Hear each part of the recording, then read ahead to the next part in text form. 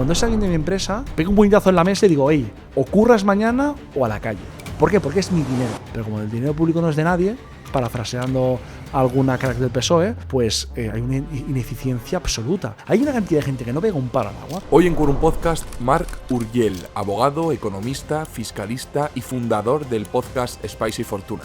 Y son los tres poderes del Estado unidos contra el contribuyente. Y no hay que olvidar que el Estado funciona y existe porque hay contribuyentes. Si no hay contribuyente, no hay Estado. O sea, es como coger a la mano que te da de comer y morderla. Una de las entrevistas más sinceras que ha concedido, en donde hablamos de absolutamente todo. Escúchame, que yo le voté. Que yo a Pablo Iglesias le voté las europeas. ¿Tú votaste a Pablo Yo Iglesias? voté a Podemos en las europeas. Y lo cuento y lo confieso y me da igual. Voté y luego me di cuenta que era una estafa y no he vuelto a votar. Pero la gente no se da cuenta que es una estafa. Han creado un sistema que intenta minimizar la disidencia. ¿Qué ocurre conmigo? Que yo no dependo del Estado. Mi evento me lo pago yo. Mi podcast me lo pago yo. Mi empresa está en Andorra.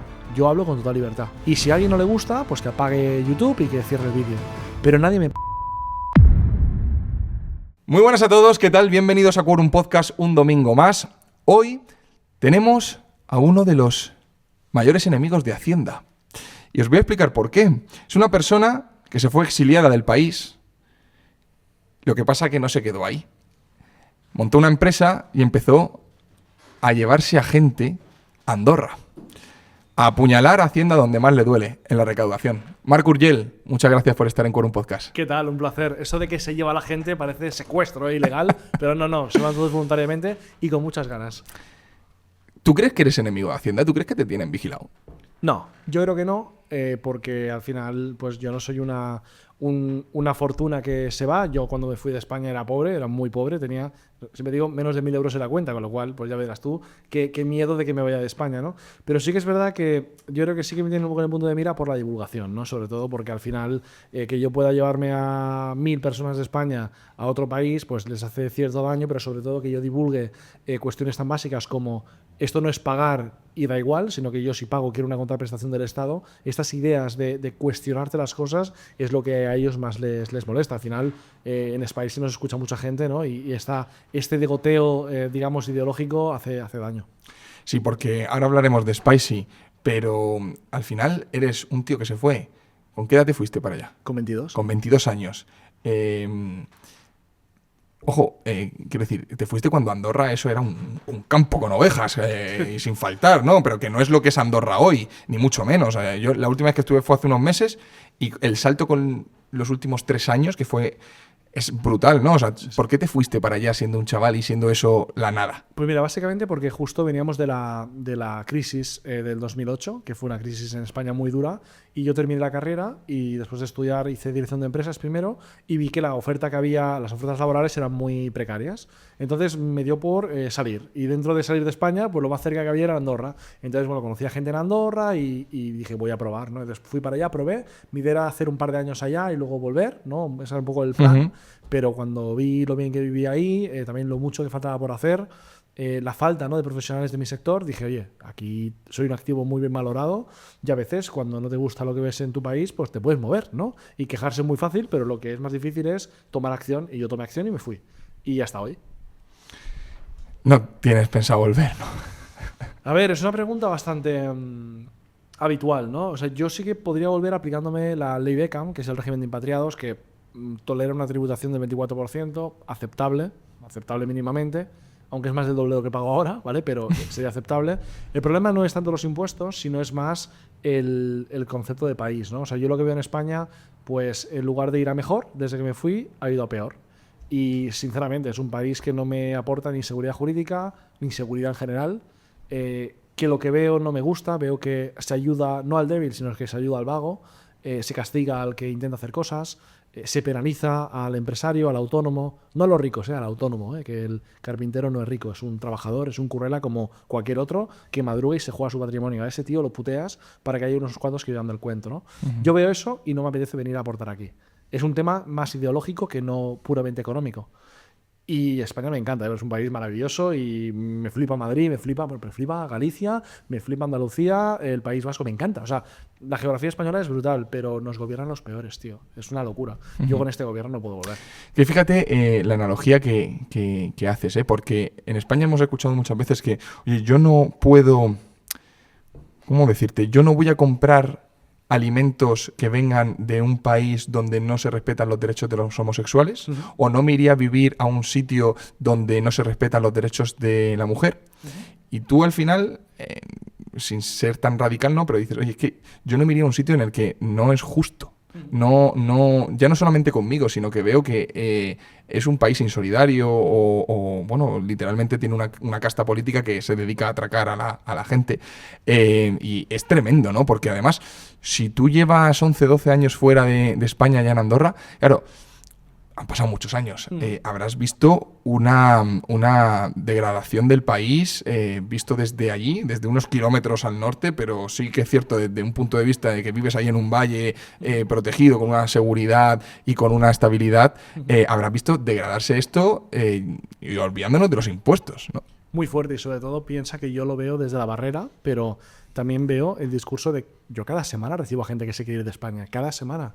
Y todo el mundo me cuenta lo mismo. Me dices que ya no solo es que te atracan y te quitan más de la mitad de lo que ganas, que es una barbaridad. O sea, ¿hasta qué punto no es confiscatorio que te quiten todo esto? Que es muy discutible. Sino que además te da la sensación de que eres el delincuente, de que eres el culpable. Y dices, pero si el país se aguanta gracias a mí. Si yo no curro, yo no cotizo, yo no pago impuestos, esto se cae. Y en lugar de darme las gracias, me persiguen, me extorsionan, me atacan, me legislan en contra. Es más una sensación de que la sociedad es desagradecida con aquellos que aportan que no el propio pago del impuesto, ¿no? Evidentemente el pago del impuesto hace daño, pero hay todo un resto de factores que cuando a mí me cuentan el por qué se quieren ir de España, la mayoría coinciden. Es el sentimiento de persecución, el sentimiento de creer que lo haces bien, pero igual no, igual viene un inspector y dice, pues esto yo no lo veo igual que tú, paga y si quieres ya discutimos en los tribunales, ¿no? Pues esto desde luego no es de recibo. Sí. De hecho, ahora te estaba escuchando y pensé una historia que yo comentaba con nuestro amigo en común, con Víctor, que a mí cuando me preguntan cuándo me voy a ir de España, me dicen, es que yo sé que te vas a acabar yendo y tal. Yo no tengo ninguna intención de irme de España hoy en día porque lo que me ahorraría, bueno, aparte del tema de los negocios, que no es tan fácil descentralizar lo que yo tengo, pero que no es tan importante para mí como estar cerca de mi familia, que vive distribuida por España, ¿no? Pero yo decía que el mayor motivo o la principal razón por la que a mí me daban ganas de irme era cada vez que escuchaba a Javier Ruiz en televisión española. Te lo juro, o sea, para mí hay ciertas personas que sí que son, o sea, me producen un ardor interior. Sí. Que me hacen, y la gente por supuesto que les apoya, ¿no? Y decir, oye, que tengamos este tío ahí, de verdad, es unas razones para decirle que le den por culo, me voy. A ver, yo creo que al final como individuos libres, tú puedes decidir dónde vivir, ¿no? Y es algo que cuando el Rubius en 2020 hizo el cambio de residencia, comenzaron a saltar todos los medios de comunicación a atacarle por su decisión libre de cambiar de país, ¿no? Entonces cuando yo vi esto dije, wow, que es cuando salí con Víctor, hicimos un vídeo en YouTube que parecemos dos adolescentes explicando la residencia fiscal, ¿no? Parecemos dos tíos del trabajo de final de bachillerato, es muy, muy divertido. Pero, claro, cuando vi esa reacción me di cuenta de que aquí el problema está no en que el Rubio se vaya o Willy Rex se vaya o Mark se vaya. El problema está en que esta gente que se va tiene un discurso que llega a millones de personas y es un discurso que abre muchos ojos. Y lo que no quiere el Estado es que la gente abra los ojos, porque como abra los ojos se va a dar cuenta de que hay un grupo pequeño de gente que está pagando el pato y hay un grupo grande de gente que está viviendo del cuento. Entonces, noto como cierta hostilidad hacia los youtubers, hacia los empresarios, especialmente los que hablamos en público, porque tienen miedo de que se les acabe la fiesta. Y todo va por el camino. O sea, creo que el pendulazo que decimos, ¿no? Siempre, creo que está llegando, porque el modelo socialista ha fracasado, la gente es más pobre que antes. O sea, nos vendieron un feminismo que era la hostia, hay más mujeres maltratadas que nunca. Nos vendieron un socialismo que era la hostia, la gente ha perdido más de un 20% de poder adquisitivo. O sea, el cuento llega a un punto que tiene que terminar. Y creo que la gente ya ha vivido en sus carnes cómo está terminando ese cuento. Entonces, ¿cuál es la alternativa? Para mí el problema está en que España no presenta una alternativa clara a nivel político. O sea, no hay ningún partido político liberal que plantee una bajada drástica de impuestos, que plantee una reestructuración del sector público y que abogue por el recorte de gasto público. No hay ningún partido que ofrezca esto. Entonces, veo que el modelo ha fracasado, pero no veo alternativa actualmente.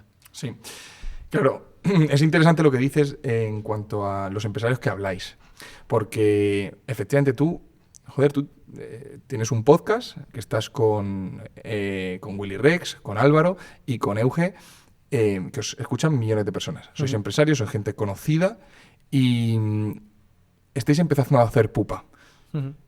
Vosotros, y mira que os cortáis, porque yo entiendo que os cortáis por el tipo de público, es un podcast de negocios. Pero sí que es cierto que hay mucha gente, el propio Víctor, este podcast, lo que sea, que empieza a decir las cosas, porque antes tú dices, el socialismo ha perdido, ¿no? O ha llegado al punto que llega todo país socialista de la evidencia, choca con el relato que te están contando.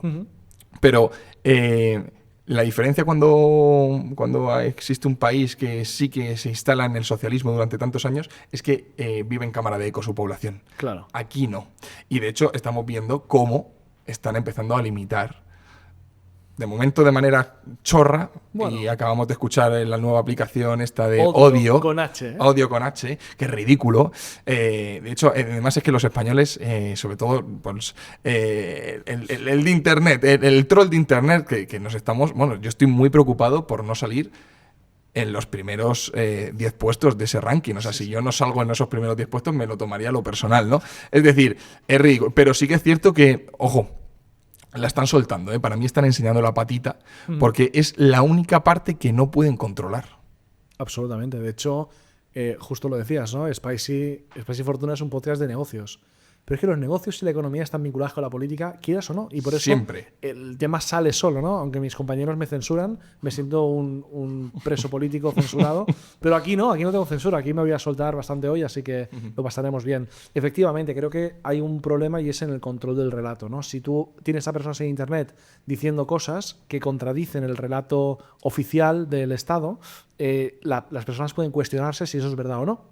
Entonces le llaman bulos, o le llaman fake news, o le llaman lo que sea. En realidad no es ni un bulo ni una fake news. Lo que es una versión de los hechos distinta de la oficial. Entonces el Estado no quiere que pienses, no quiere que te cuestiones nada, quiere que digas que sí a todo. Y que si pagas más impuestos, no te quejes, no exijas nada. Y claro, el youtuber de turno, el empresario que habla a la palestra, cuestiona esto. ¿Cuál es el problema que yo veo? El problema que yo veo es que muchas empresas, y lo digo desde el máximo respeto y desde la comprensión, pero no tienen valor de decir las cosas. Es decir, yo, que organizamos eventos como el Madrid Economic Forum, ¿vale? Cuando buscamos apoyos empresariales, vemos que las empresas se acojonan. ¿Por qué se acojonan? Y no es un reproche, porque...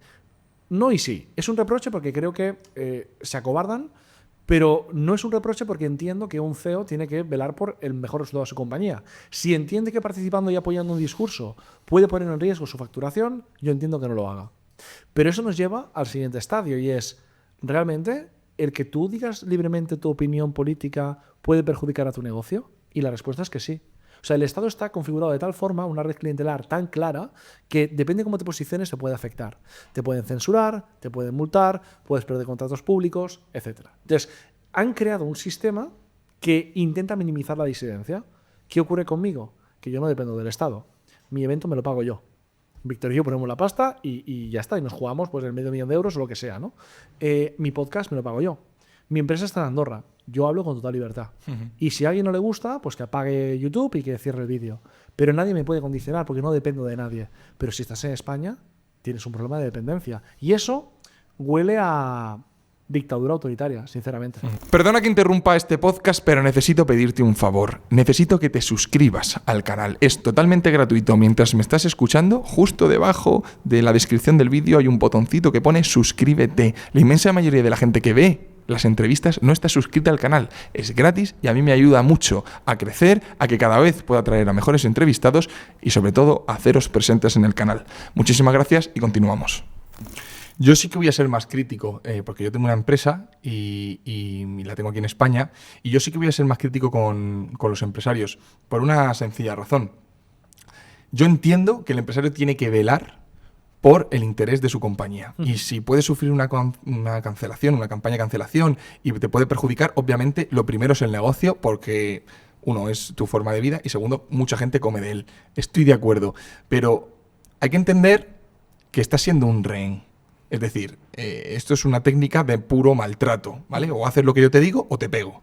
Ese es sencillo. Sí. Ahora bien, si eres consciente de esto, tienes, de la manera que sea, que dar esa pequeña batalla. Yo, por ejemplo, siempre he hablado que hay un canal de comunicación que no se está explotando por parte de los empresarios, que es su propia empresa. Es decir, ¿por qué los empresarios de este país, y cuando digo empresarios me da igual que sea el panadero que tiene a 2 personas contratadas, que a la pyme, porque no me voy a entrar en las grandes empresas del IBEX, que ahora podemos si quieres hablar de ellas, ¿no? Pero oye, tienes un canal de comunicación enorme con tus empleados que te admiran, por lo menos te respetan, la mayoría de ellos, y te siguen en tus decisiones porque al final eres su jefe y le das de comer. ¿Por qué cuando sale Yolanda Díaz y habla de los beneficios de la subida del salario mínimo, tú, que eres empresario, sabes cómo repercute en tu empresa, no coges a tus empleados y se lo explicas? ¿Por qué cuando hablan de, no, hay que asegurar y proteger más al empleado con la indemnización por despido? ¿Por qué no le cuentas lo que supone que esa nueva ley entre en vigor y lo que te va a generar eso a la hora de contratar un nuevo... O sea, ¿por qué no hay ese canal de comunicación? Porque eso es dar parte de la batalla cultural dentro de tu empresa, que el ciudadano sea consciente, coño, de lo que le pagan impuestos. Es decir, oye, te acabo de pagar 1.200 euros. Siéntate conmigo. Te acabo de pagar 1.200 euros y estoy seguro que estás diciendo, joder, vaya mierda he cobrado después de haberme matado a trabajar. Siéntate conmigo. Te voy a enseñar este Excel. Esto es todo lo que me ha costado. E incluso que en función del trabajo tú puedes decir, oye, esto es lo que has producido y esto es lo que te estoy pagando. O sea, sí, coño, sí. Hay formas de empezar a dar esa batalla cultural dentro de las empresas. Y es muy importante esto que dices, porque precisamente cuando yo hablo con mis amigos, que son pues gente que trabaja por cuenta ajena, me dicen, no, si el liberalismo es de puta madre para ti. Pero ¿y yo? Y yo, mira, pues tú de inicio, ya tu sueldo, tu renta neta disponible, si yo gobernara sería el doble. Para empezar. Quizá, entonces me mola el liberalismo. Claro, al final, si tú no le explicas las cosas a la gente, lo que piensan es, vale, tú quieres este modelo porque te beneficia a ti como empresario. Pero es que el ser liberal, un Estado más reducido, que aborde solo las cuestiones estratégicas como justicia, seguridad, lo básico, ¿no? Sí. Este Estado te permite que pagues menos impuestos tú y tus trabajadores, con lo cual todos sois más ricos. Y aquí el único que pierde es aquel que tiene una paguita pública, un sueldo público, que vive del cuento. Pues yo lo que quiero es un modelo donde el vago pringue y los trabajadores y los empresarios ganen más. Pero eso es bueno para todos. Entonces aquí hay un problema, y es que es lo que yo le llamo la dualidad socialista, ¿no? O sea, tú puedes votar a PSOE, a Podemos, por 2 razones: por error o por interés. Por error, el caso de mi abuela. Mi abuela ha votado al PSOE toda su vida. Y no va a cambiar. Y cuando yo hablo con mi abuela, me dicen, me da igual lo que me cuentes, yo voto al PSOE y punto. Mi abuela no tiene formación, se ha criado toda su vida diciéndole que el PSOE son los buenos, y por error, porque es una buenísima persona, por error vota al PSOE. Eso es el error. Y el error cada vez con la información, con la formación, el error cada vez es más bajo. Y eso el PSOE lo sabe. Entonces, como lo sabe, va por el otro lado, que es la segunda razón, que es interés. El interés. Entonces, si tú consigues una red clientelar suficientemente amplia, anulas la democracia. ¿Por qué? Porque el otro día hablaba con un amigo que tiene 2 hijos y que pide la beca comedor y no se la dan porque ganan 1.600 euros y es millonario, parece ser. Y en cambio le dan la beca comedor a todo el resto de la clase, que son de familias que no son españolas, y está que trina, ¿no? Y está que trina no porque sea un racista, sino porque quiere su beca comedor para sus hijos porque no llega a final de mes. No es racismo, es supervivencia, ¿vale? Y ahora Pedro Sánchez ha dicho que por cada niño va a dar como una paga extra, tal igual. Y me dice mi colega, me estoy planteando votar al PSOE. Claro. Dice, porque odio a este psicópata, lo odio. Dice, pero claro, si me va a dar 300 euros, Feijóo no me lo va a dar. Entonces, por 300 euros al mes, compras un voto. Yo cojo, ¿qué hago? Subo impuestos, cojo recaudación pública y compro votos. Entonces, quizá hay menos error, pero hay más dependencia. Y así es como funciona. Entonces, no hay democracia. Porque me estoy comprando, estoy sobornando la partida. Hay mucha gente en nuestro círculo que no se cree que el ciudadano pueda ser comprado de manera indirecta a través de ciertas, ya no digamos ayudas, sino promesas incluso. Sí. Pero que sí. O sea, vosotros os creéis, el otro día vi yo un dato, debería haberlo buscado, pero porque lo leí ayer por la noche y tenía pensado sacarlo, que era el dinero que se había gastado de los bonos culturales en fiestas. No sé si rondaban los 400.000 euros o por ahí. 480.000. 480.000. Tenemos el algoritmo igual. Sí, lo tenemos totalmente adaptado. 480.000 euros. ¿Vosotros os creéis que de verdad hay chavales que esa noche, que probablemente fuera una de las mejores de su vida, porque es el primer reservado, que pagan con sus botellas, tal, y esa noche habrán ligado y lo que sea, ¿Me estáis diciendo que ese tío que se la suda, vive en casa de sus padres y tal, de verdad, si le prometen otros 500, 600 euros el año que viene, no son capaces de votar? Por supuesto que sí. Y no te quiero ni contar los inmigrantes. Mira. Ahora con el tema de la regularización. Mira, yo tenía 23, 24, ¿no? Yo antes era de izquierdas, estaba profundamente equivocado, ¿no? Y mi hermano hacía 18 años, cumplía 18 años, y mi hermano le da igual la política absolutamente, ¿no? Especialmente en ese momento. Ahora ya comienza a tomar conciencia. Cuando ha visto que hay gente con paguitas que gana más que él currando todos los días, ha dicho, este sistema no me mola, ¿no? Pero entonces le dije, oye, tío, ¿ves a votar? Y me dijo, paso. Y le dije, te doy 50 euros y vas a votar. Y dijo, vale, 50 euros. O sea, hay personas que por 50 euros venden su voto. O sea, es facilísimo. Y lo que tú decías, hay veces que ni tienes que pagarlo. Con una promesa que luego incumples, también funciona, ¿no?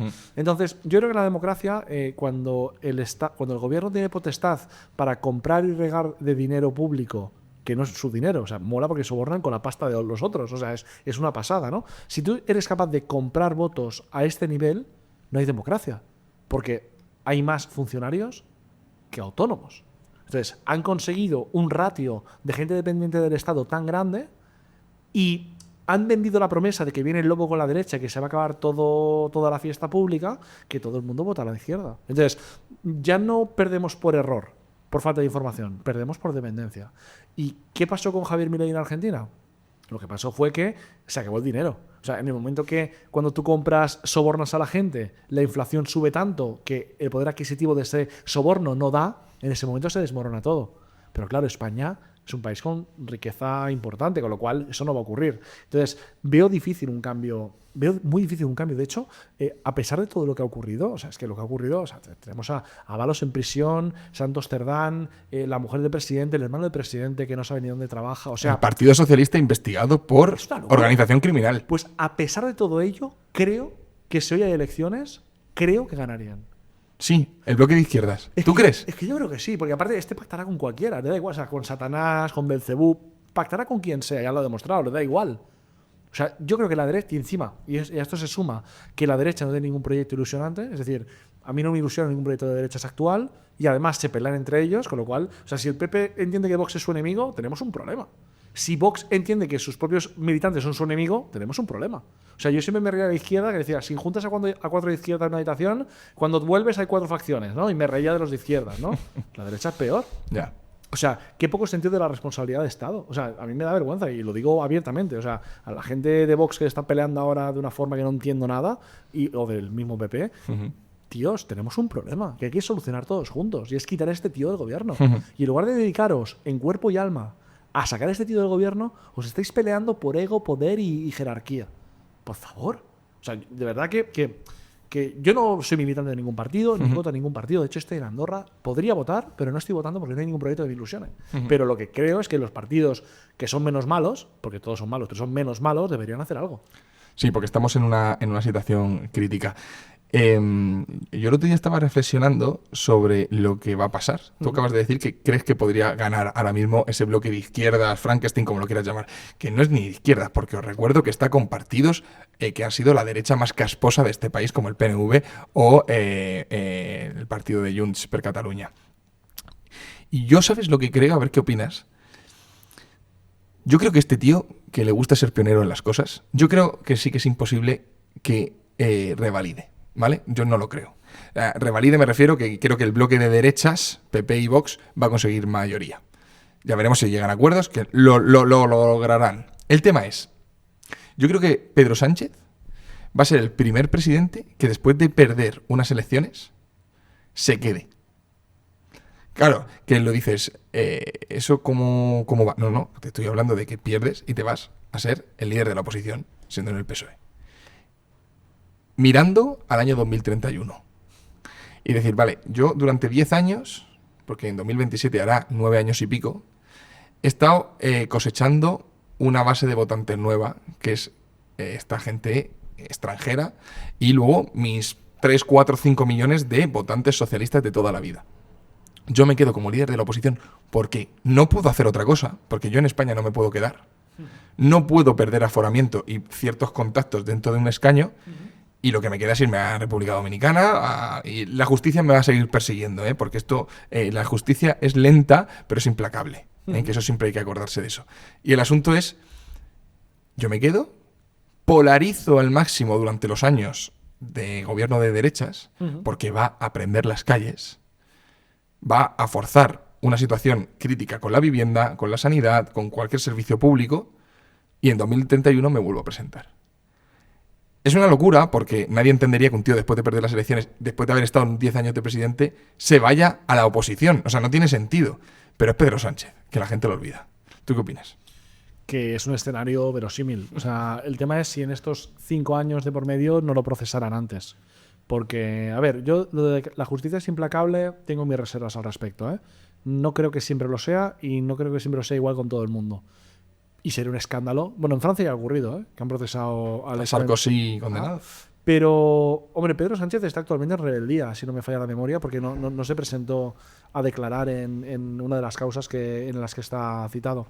Entonces, era voluntaria, pero sí, o sea, eran declaraciones en el Senado, que no va. Claro. Suda los huevos. Aquí el punto está en que creo que se siente invulnerable. O sea, creo que él tiene ahora mismo una convicción de que él es intocable. Y han ido cayendo todas las piezas de su alrededor, pero él creo que se cree intocable todavía. La duda es si va a existir realmente una investigación en profundidad, porque, por ejemplo, no ha querido decir quién le acompañaba en el Falcon cuando iba a República Dominicana en todos los vuelos, no sé cuántos vuelos, 80 vuelos a Dominicana con el jet privado del gobierno. Eso es un dato de interés público. O sea, yo quiero saber a quién se llevaba a República Dominicana. Y creo que lo tiene como secreto de Estado o alguna historia de estas, ¿no? Me parece bastante sospechoso. Y creo que, aunque solo sea por transparencia, si no hubiera nada, lo hubiera enseñado. Entonces, yo tengo sospechas bastante fundadas de que hay algo. Pero evidentemente falta ver si la justicia será capaz de encontrarlo o no. Y evidentemente siempre le otorgo la presunción de inocencia. ¿Le veo capaz de quedarse y esperar? Sí. ¿Sobrevivirá a la espera? Espero que no. Ojalá que no. Marc, eres experto fiscalista. Sí. Abogado. ¿Vivimos en una especie de infierno fiscal en España? ¿Es así? Sí. Ahí el otro día entrevistaron a un inspector de Hacienda y decía, no es un infierno fiscal. Y yo, ¿cómo que no? Es un infierno fiscal. Es un infierno fiscal y fíjate, y aún hay pocos impuestos. O sea, al final los impuestos es el ingreso público por excelencia que sirve para financiar las arcas públicas, ¿no? Las arcas públicas es todo el gasto público que tenemos. Desde 2007 España está en déficit público. Significa que llevamos 19 años ingresando menos de lo que gastamos. Con lo cual llevamos 19 años de pérdidas. Una empresa con 19 años de pérdidas cierra. El Estado no, emite deuda. Que la deuda son impuestos futuros, ¿vale? Entonces, significa que a pesar de todos los impuestos, de toda la sangrada, de la presión fiscal que tienen todos los contribuyentes, a pesar de eso, perdemos dinero. ¿Por qué? Porque el problema no son los impuestos. Los impuestos son una consecuencia ¿de qué? De un gasto público desorbitado. ¿Y por qué gastamos de forma desorbitada? Porque se podría entender si hay una crisis humanitaria, si hay un problema como el COVID, se puede entender un gasto público que te lleva a un déficit puntualmente, pero sistemáticamente lo que está pasando es que está lleno de chiringuitos, de estructuras duplicadas, de gasto público superfluo, subvenciones a entidades cooperativas en el extranjero, que dices, bueno, son peanuts en comparación con el gasto público. Sí, pero como decimos en Cataluña, de mica en mica sombra la pica. Es decir, poco a poco, tío, te va mermando todo el presupuesto público, ¿no? Y todo esto nos lleva a una deuda sobre el PIB del 100%, que es una barbaridad. Y esto es grave, y es un problema, y creo que debería desmantelarse gran parte del Estado para lograr por fin superávits públicos. Yo creo que es posible bajar impuestos, bajar gasto público y estar en superávit. Es posible. Todo el mundo viviría mejor y España funcionaría. Estoy convencido de que es posible. Evidentemente, los que viven del cuento de los chiringuitos, estos no, ¿vale?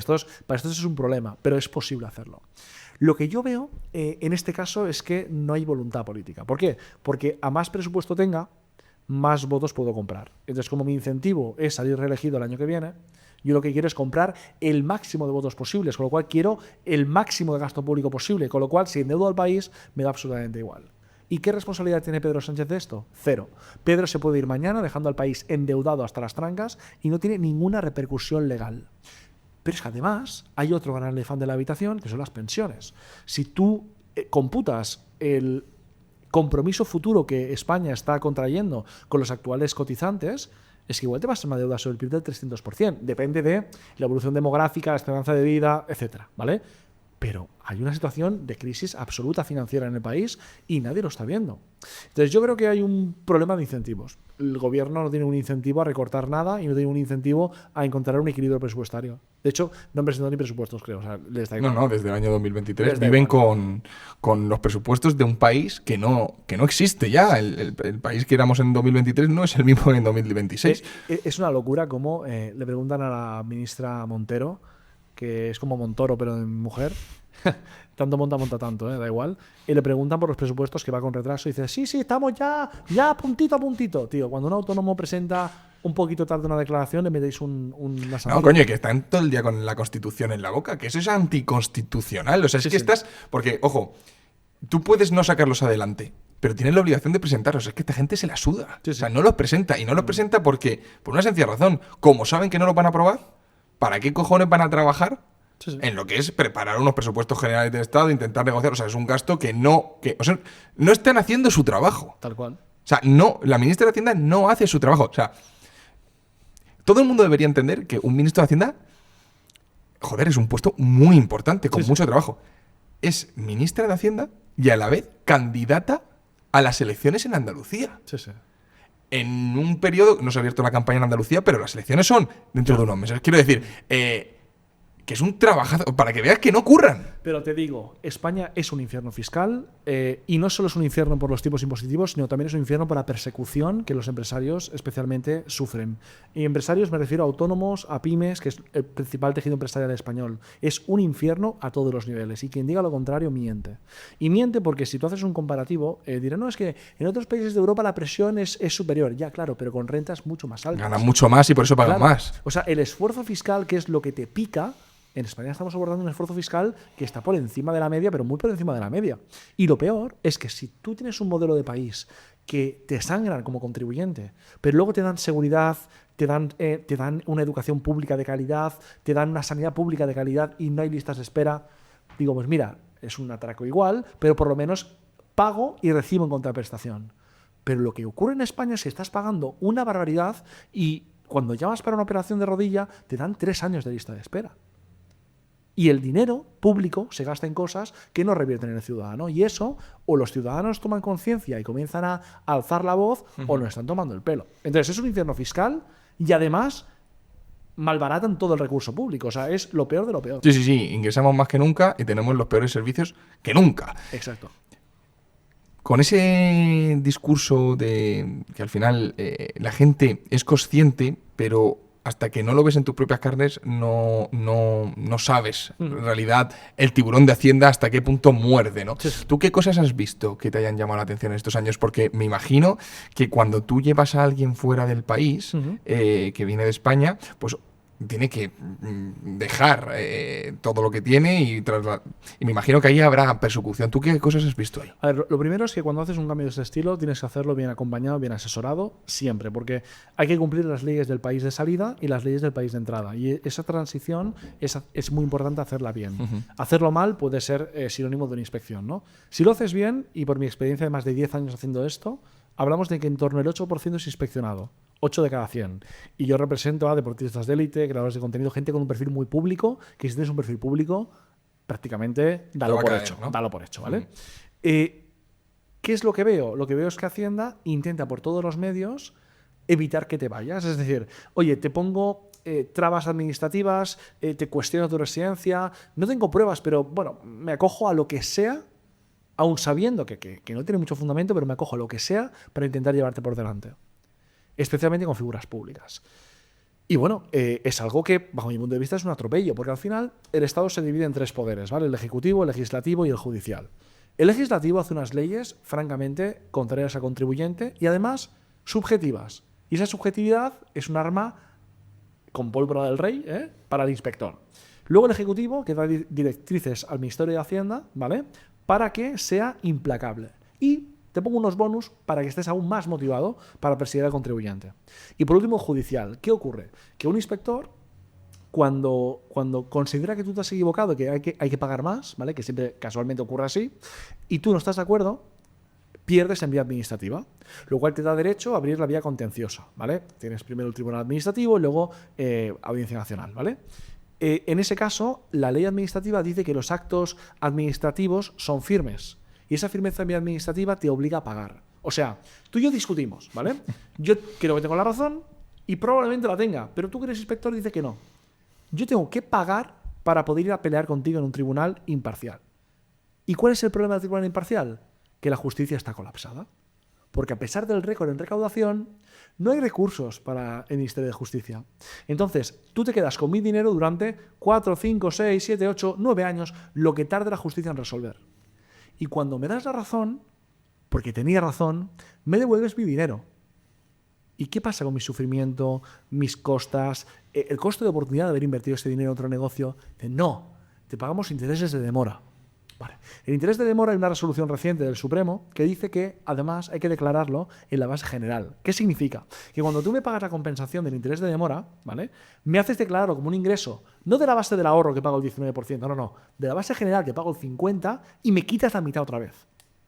O sea, no solo nadie me compensa el costo de oportunidad, ni el sufrimiento, ni la pérdida de foco del empresario, eso nadie te lo compensa. Pero es que encima el interés, con perdón, de mierda que te pagan, te quitan la mitad por base general del IRPF. Es una vergüenza. Y son los tres poderes del Estado unidos contra el contribuyente. Y no hay que olvidar que el Estado funciona y existe porque hay contribuyentes. Si no hay contribuyente, no hay Estado. O sea, es como coger a la mano que te da de comer y morderla.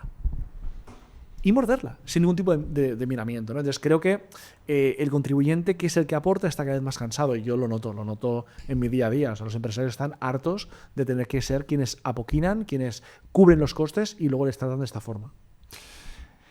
La verdad es que da miedo escucharlo, pero efectivamente es toda la maquinaria del Estado contra ti. De hecho, oye, a mí siempre me ha llamado la atención el asunto del principio de veracidad que tiene Hacienda. Si yo a ti ahora mismo te digo, Marc, me ha robado algo aquí en la oficina, yo tengo que demostrarlo. En Hacienda es al revés. Si ellos te acusan, dan por hecho que tienen razón y eres tú el que tienes que demostrar tu inocencia. Eso va contra los principios fundamentales.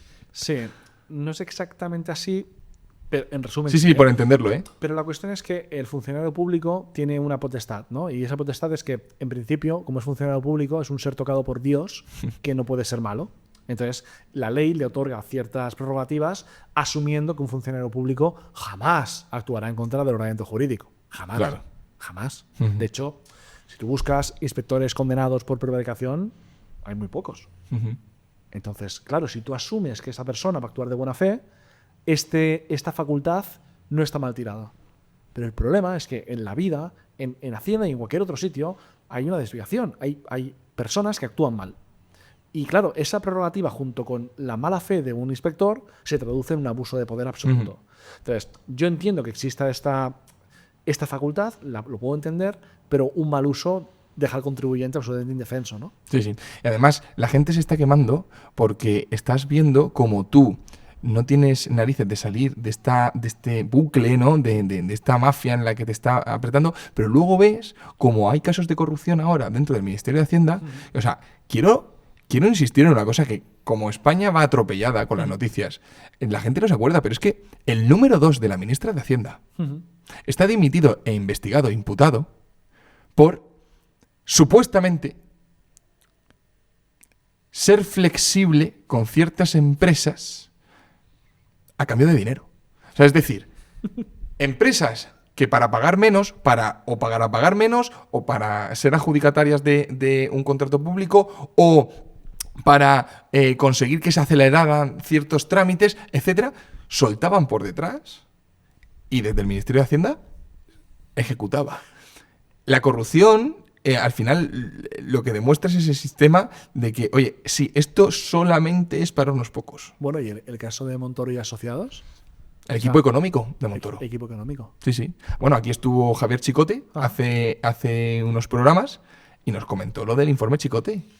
que da auténtico pavor, ¿eh? De cómo le decían, no, si quieres que en Hacienda te hagan caso, contrate equipo económico. Es eso, es lo mismo. Sí, y habéis visto azules y rojos. O sea, quiero decir, existe una impunidad para el clero, el nuevo clero o la nueva nobleza del siglo XXI, que es la política. Yo siempre digo lo mismo, y siempre me acojo al presuntamente, porque hasta que un juez no lo diga, yo no soy quien para juzgar a nadie, pero desde luego todos los indicios apuntan a que hay una corrupción sistémica, da igual el color.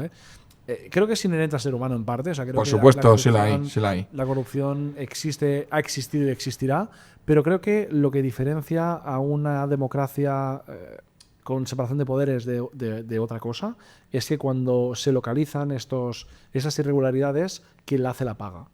Y en España hay veces que sí, que tú decías, la justicia es lenta pero finalmente actúa, ¿no? Y hay veces que sí, pero hay veces que no. Entonces, quiero ver cómo evoluciona y cómo acaba esto. El tema es que para mí hemos cruzado una línea muy peligrosa, que es el hecho de la impunidad. La impunidad moral, me refiero. O sea, es decir, ya da igual. Van con la chorra afuera. O sea, no les importa tanto y les merece la pena. De hecho, yo pienso, la gente que está en esos cargos, en ese nivel político, a ver, hay mucho patán, ¿no? Pero puede que no sean los más formados del mundo, pero no son tontos. Son gente que se sabe mover bien. Y cuando ves, como estamos viendo ahora, casos de corrupción que son totalmente bochornosos, es de torrente, ¿no? Descarado, sí. Es de verdad, es impunidad. Es decir, oye, vosotros pensad, esta gente que lleva 30, 40 años en política y que lo ha visto todo, que ha visto cómo aquí ha trincado hasta el más tonto y montando estructuras, tal. Oye, ¿por qué voy a ser yo el que salga pringado de esto? ¿Por qué? Si aquí lo hace todo el mundo. Sí. Si aquí tenemos a un tío como es José Bono, que ha sido ministro de Defensa, presidente del Congreso, que huele a corrupción a kilómetros. Está en Dominicana, ¿no? Está en Dominicana viviendo. Hay rumores por todos lados de tal. Y no pasa nada. Quiero decir, ¿por qué me van a pillar a mí por favorecer a un amiguillo? Y eso, ojo, y eso que estamos hablando a nivel más alto de la estructura política. O sea, no te quiero contar ni en tema de concejal. Yo aquí he dicho alguna vez, hay concejales en ciertos lugares de España que se creen auténticos caciques y que tienen un poder increíble. Y mira que hay concejales. La figura del concejal, del edil, siempre es una figura que respeto mucho por el hecho de que es un tío o sea, el concejal local del pueblo es un tío local y conoce la ciudad. Pero, ojo, que también hay cada uno que va con la chorra afuera. Así que ese es el ejemplo. Bueno, al final yo creo que en España tenemos una memoria muy corta, ¿no? Creo que la gente se escandaliza en el momento, pero luego ya, pues yo qué sé, sale un nuevo Pokémon o hay un Barça-Madrid o tal y la gente se distrae. Entonces han visto que el faltar a su palabra tiene un precio muy bajo. Muy bajo. Entonces, bueno, por eso, pues al final llegó Podemos al poder, ¿no? Con la promesa de sacar de pobre a todo el mundo. Y la cumplieron, ellos salieron de pobres, pero el resto no. De acabar con la casta política. Claro, pero al final, o sea, yo lo de Pablo Iglesias me parece un caso digno de estudio. Yo le admiro profundamente, a la par que le odio, ¿eh? Pero, claro, o sea, un tío que decía que iba a vivir en Vallecas toda su vida, un tío que defendía que no podía ganar más de 3 sueldos mínimos, un tío que defiende la escuela pública, y es un tío que tiene un chalet en cada pagar, que lleva a sus hijos a un colegio privado, y que su mujer es eurodiputada y gana 100 y pico mil euros al año.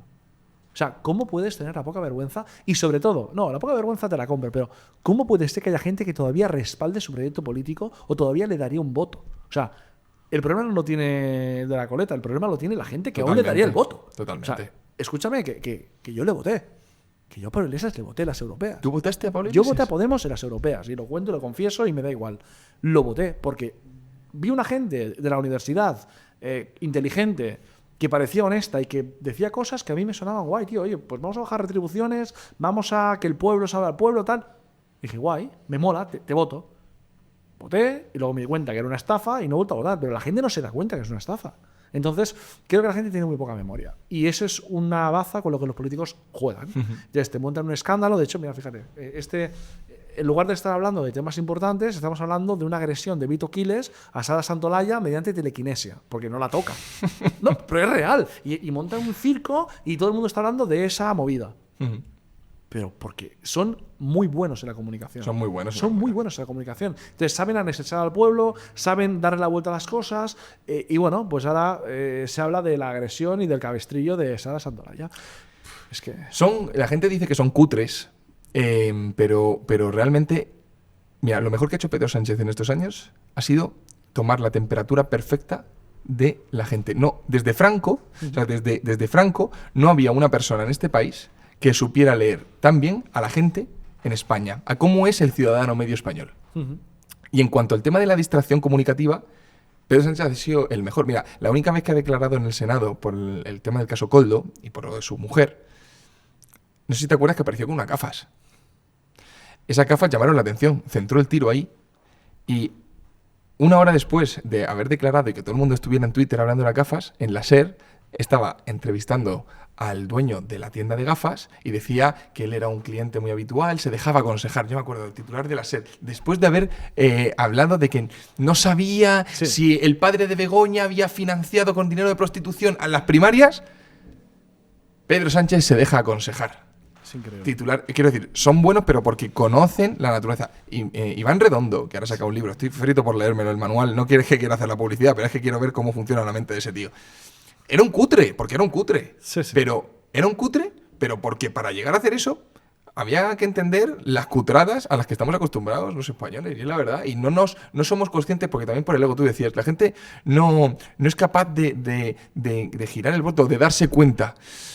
Y aunque se dé cuenta, hay mucha gente que es que el ego le puede. El ego le puede a decir, he estado equivocado 30 años, ¿cómo voy a cambiar? Porque, joder, tú has cambiado. Es decir, oye, y lo admites con orgullo. Es decir, oye, mira, yo voté esto, me engañaron y desde entonces ya... O sea, es muy fácil. Yo desde los 5 años me han contado que el empresario es el malo, el trabajador es el bueno. 100%. Me han contado que España conquistó Cataluña, que somos un pueblo oprimido, y me han contado que el rico es rico porque el pobre es pobre, o al revés. Me da igual. Claro, yo con 18 años llego ahí y mi visión del mundo es lo que mis padres, mi familia y mis profesores me han contado. Sí. Entonces, al final, creo que es normal que una persona, pues, crezca con una ideología, luego lea, viva y aprenda y decida cambiar o no cambiar. Pero creo que el concebir la política como hooligans, como yo soy del Barça, yo soy del Madrid y este es mi equipo a muerte, es un error. Porque le estás dando una carta blanca al presidente del gobierno para que haga lo que quiera. Y te lo digo porque mi abuela, si Pedro Sánchez asesinara a todos los perritos blancos del país, le votaría igual, porque diría que es una fake news. Y da igual todo. Porque son hooligans, son personas que se han criado como miembros, o soy socialista porque soy feminista y porque soy trabajador, ¿no? Creo que eso hay que intentar erradicarlo con la formación. Creo que si la gente tiene formación y educación adecuada, eso se va a eliminar. Una alternativa es, que también se comenta mucho, es la democracia ateniense, ¿no? El que te obliguen a tener un mínimo conocimiento antes de poder emitir un voto. Que no todo el mundo pueda votar, ¿no? Que tenga que pasar cierto examen o comprobar que tiene unos ciertos conocimientos, ¿no? Y no desde la óptica excluyente de vamos a eliminar a los no cualificados, no, desde la óptica de que solo el que tenga interés por lo público puede emitir un voto que comprometa lo público. Es decir, no puede ser que haya gente que el voto de una persona que dice que vota a Pedro Sánchez porque es guapo valga lo mismo que el voto de una persona que se ha estudiado los programas políticos y que emite un voto con criterio. O sea, eso para mí es fundamental. Sí. Yo el otro día hablábamos con Rubén 100 sobre este tema, y a mí hay un tema con eso. Yo estoy de acuerdo, ¿vale? Yo creo que no puede, sinceramente, señora, lo siento, pero no puede valer lo mismo un voto de un yonki que el mío. Lo siento, me da igual. Pobre yonki, pues sí, pero no puede valer lo mismo. Eso por un lado. Pero para mí... igual que eso me parece lógico, para mí es clave la descentralización. Es decir, a mí, que lo que pase aquí en Madrid, la política que afecte aquí en Madrid, dependa de un catalán, ojo. Ya. A mí eso no lo compro. Y me voy a algo menos visible, ¿no? Que se construya cierto trasvase que afecte a Murcia, no puede depender de los votos de un vasco. Ya. No, lo siento, pero no. Entonces la descentralización, oye, que por eso están las comunidades autónomas, las provincias, y está descentralizado. Pero hay muchas cosas que siguen centralizadas y que dependen Uno, por cómo está establecido la política de este país, el tema de los presupuestos, por ejemplo, que los presupuestos afectan a Extremadura, a Cataluña y al país, y están bloqueados por 4 personas. Pero luego también a nivel de que no puede depender tanto lo que me pase a mí, o lo que yo viva, con lo que te esté pasando a ti, ¿no? O sea, yo intentaría separar eso siempre. Sí. Y no todo se puede votar. Y que esa es otra. No todo se puede votar y hay ciertas cosas que no están más allá de nuestra comprensión, ¿no? Y bueno, ahí es donde está el asunto. Pero fíjate, antes decías, es importante que la gente se forme, que se eduque y demás. Lo bueno que estamos haciendo ahora en este podcast y en general lo que hacemos nosotros es que empezamos a introducir esas ideas en la cabeza de la gente. Empiezas a abrir esa ventana. O sea, somos la primera línea de la ventana de Overton. Los que empezamos a moverla un poquito y a partir de ahí empieza a dar la vuelta, ¿no? Tú no sabes al final si de aquí sale un clip muy viral de Marc Urgell diciendo que ha votado a Podemos y que se arrepiente, ¿no? Y que eso empiece a girar y a girar y a girar y ayude a mover esa ventana, ¿no? Y hay muchos temas en los que la gente ni siquiera se ha parado a planteárselo. Sí. Mira, aprovecho un tema que quería sacarte. Tú que eres experto fiscalista, ¿no? Por ejemplo, en España está asumido la progresividad fiscal. Tú ganas más dinero que yo. Si yo pago un 10%, tú deberías pagar un 25%. Correcto. ¿Por qué? Oye, porque tú ganas más. Vale, una pregunta. Si yo pago 10% de 100.000 y tú pagas el 10% de 10.000, ¿quién está pagando más? Estoy pagando yo más, ¿no? Aunque tengamos el mismo porcentaje. Eso la gente no lo entiende. Yo estoy totalmente en contra de la progresividad fiscal porque me parece un atraco. Bueno, y además es curioso, ahora que sacas el tema, porque la Constitución sigue hablando de un modelo equitativo y progresivo, pero, por ejemplo, en el impuesto sobre sociedades es proporcional. Es el 25, correcto, es el mismo para todos. Seas, efectivamente. Ganes 1.000 millones o 1 millón, ¿no? ¿Por qué no es progresivo? Pero igualmente, para mí no es tan importante la progresividad o no progresividad.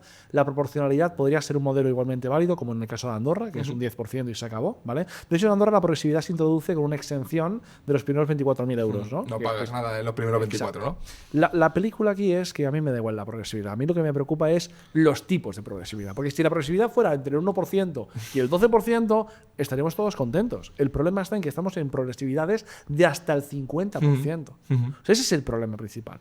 Pero no deja de ser de nuevo la consecuencia de un gasto público desorbitado. Entonces, si acotamos el gasto público y cambiamos el modelo de Estado, podremos tener impuestos más bajos, que serán proporcionales o progresivos, pero desde luego serán muchísimo más bajos. Que eso es lo que yo creo que falta un partido en España que abogue por ello. Sí. Si la historia es esa, sí, a mí también me daría igual si la progresividad llegara al 10%, pero son ideas que la gente directamente ni se plantea. O sea, no hay cosas que se plantean. El otro día estuve leyendo, no sé si lo has visto, que en 2024 en la ciudad suiza de Basilea se devolvió dinero a la gente porque se había cobrado tantos impuestos que le acabaron devolviendo, no sé si eran 2.000 y pico euros, 2.700 si no recuerdo mal, euros al contribuyente. Son cosas que ni se piensan. O por ejemplo con el tema de las pensiones, la gente no es consciente de que el sistema de pensiones que hay muchos países que tienen otro sistema. Es un Ponzi, tío, es un Ponzi de manual. Pero que existen otras alternativas. Lo que pasa es que no. Por eso es tan importante esto, ¿no? Porque empiezas a sembrar ideas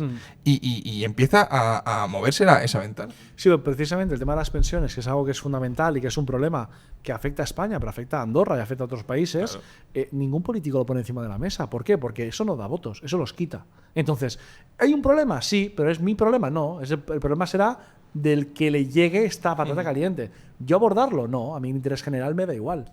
Yo soy político, a mí el interés general me da igual. Lo que me interesa es mi poder y mantenerme en el poder. Con lo cual, ¿para qué hablar de pensiones? Eso es un coñazo que me va a quitar votos. Aparte, la oposición puede hacer alguna triquiñuela de titulares para intentar achacarme que quiero quitarle las pensiones. Yo no saco el tema. Entonces, cuando yo hablo de las pensiones, que yo hablo sin ningún tipo de problema, y me sacan por la sexta después con Víctor hablando de pensiones, yo le digo lo mismo a todo el mundo. Digo, yo no quiero quitarle la pensión a mi abuela. Yo lo que quiero es que mi nieto también tenga una pensión, que no es lo mismo. Y por otro lado, los jubilados son el único colectivo que ha conseguido mejorar su capacidad adquisitiva los últimos 10 años. De media, creo que obtienen un 60% más de lo que contribuyen durante su vida laboral. Somos uno de los países con unas pensiones más generosas. Claro, entonces, mi punto de vista es, si tienes 2 viviendas pagadas y ganas 2.000 euros de pensión, ¿de verdad tengo que subirte el IPC? O sea, ¿tú quieres que te aumente la pensión 20 euros aunque a tu nieto se le suponga que no pueda tener un trabajo digno? O sea, hostia, vamos a intentar enfocarlo porque no es cuestión de quitar a los mayores, que seguro que se lo merecen y gracias a ellos estamos hoy aquí. Eso... No, y aunque no se lo merezcan, hay que ser realistas. No le puedes quitar la pensión a la señora que cobra 800 euros. No se puede. Claro. No se puede porque la dejas en la calle. Sí, pero yo te hablo de transicionar a un modelo de Por capitalización sin mermar los derechos de nadie, intentando minimizar el impacto que pueda causar, pero ir pensando, ir ejecutando una transición a un modelo de capitalización, que es sencillamente que me quites un poquito de mi cotización y me lo guardes en mi mochila, en mi huchita. Y cuando me jubile tengo mi huchita con mi dinero que sé que es mío.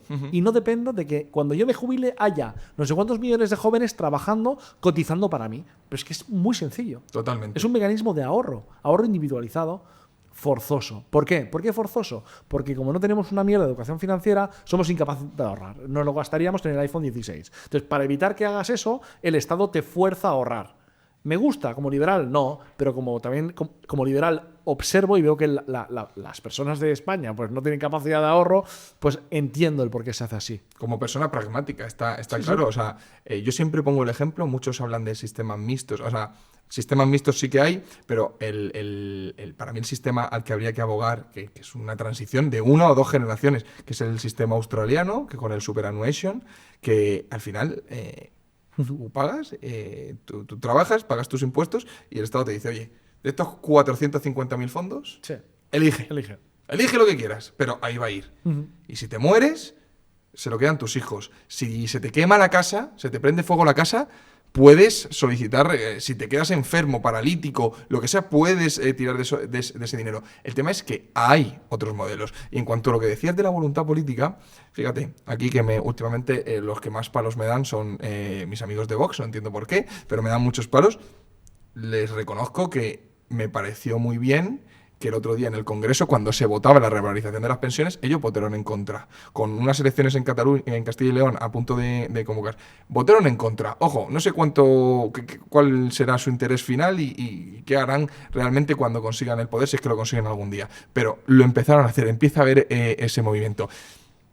Pero a la vez estaba Feijóo celebrando que habían votado la revalorización de las pensiones, que se podía separar del decreto ómnibus.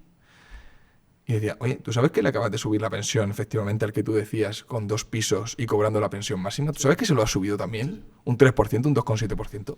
Yo creo que lo inteligente es lo que te Feijóo. Dices que sí y encima puedes señalar a Vox diciendo y ellos votaron que no a que te suba la pensión. Y si como estrategia seguro, ¿no? Y si el señor mayor se lo toma mal, deja de votar a Vox y vota al PP.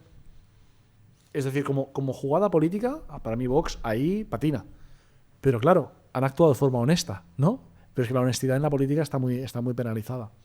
Es complicado, es muy complicado. Es como, ¿cómo te diría? Hay un debate sobre, oye, ¿tiene sentido para llegar a poder mentir y luego poder implementar las medidas correctas o no? ¿Tienes que ir de forma honesta? Pero claro, al final, si ellos van con mentiras y tú no, es como subir a un ring con los 2 brazos atados. O sea, si tú vas de honesto y tu rival político va con falacias y con mentiras, estás peleando en boxeo con los 2 brazos atados a la espalda.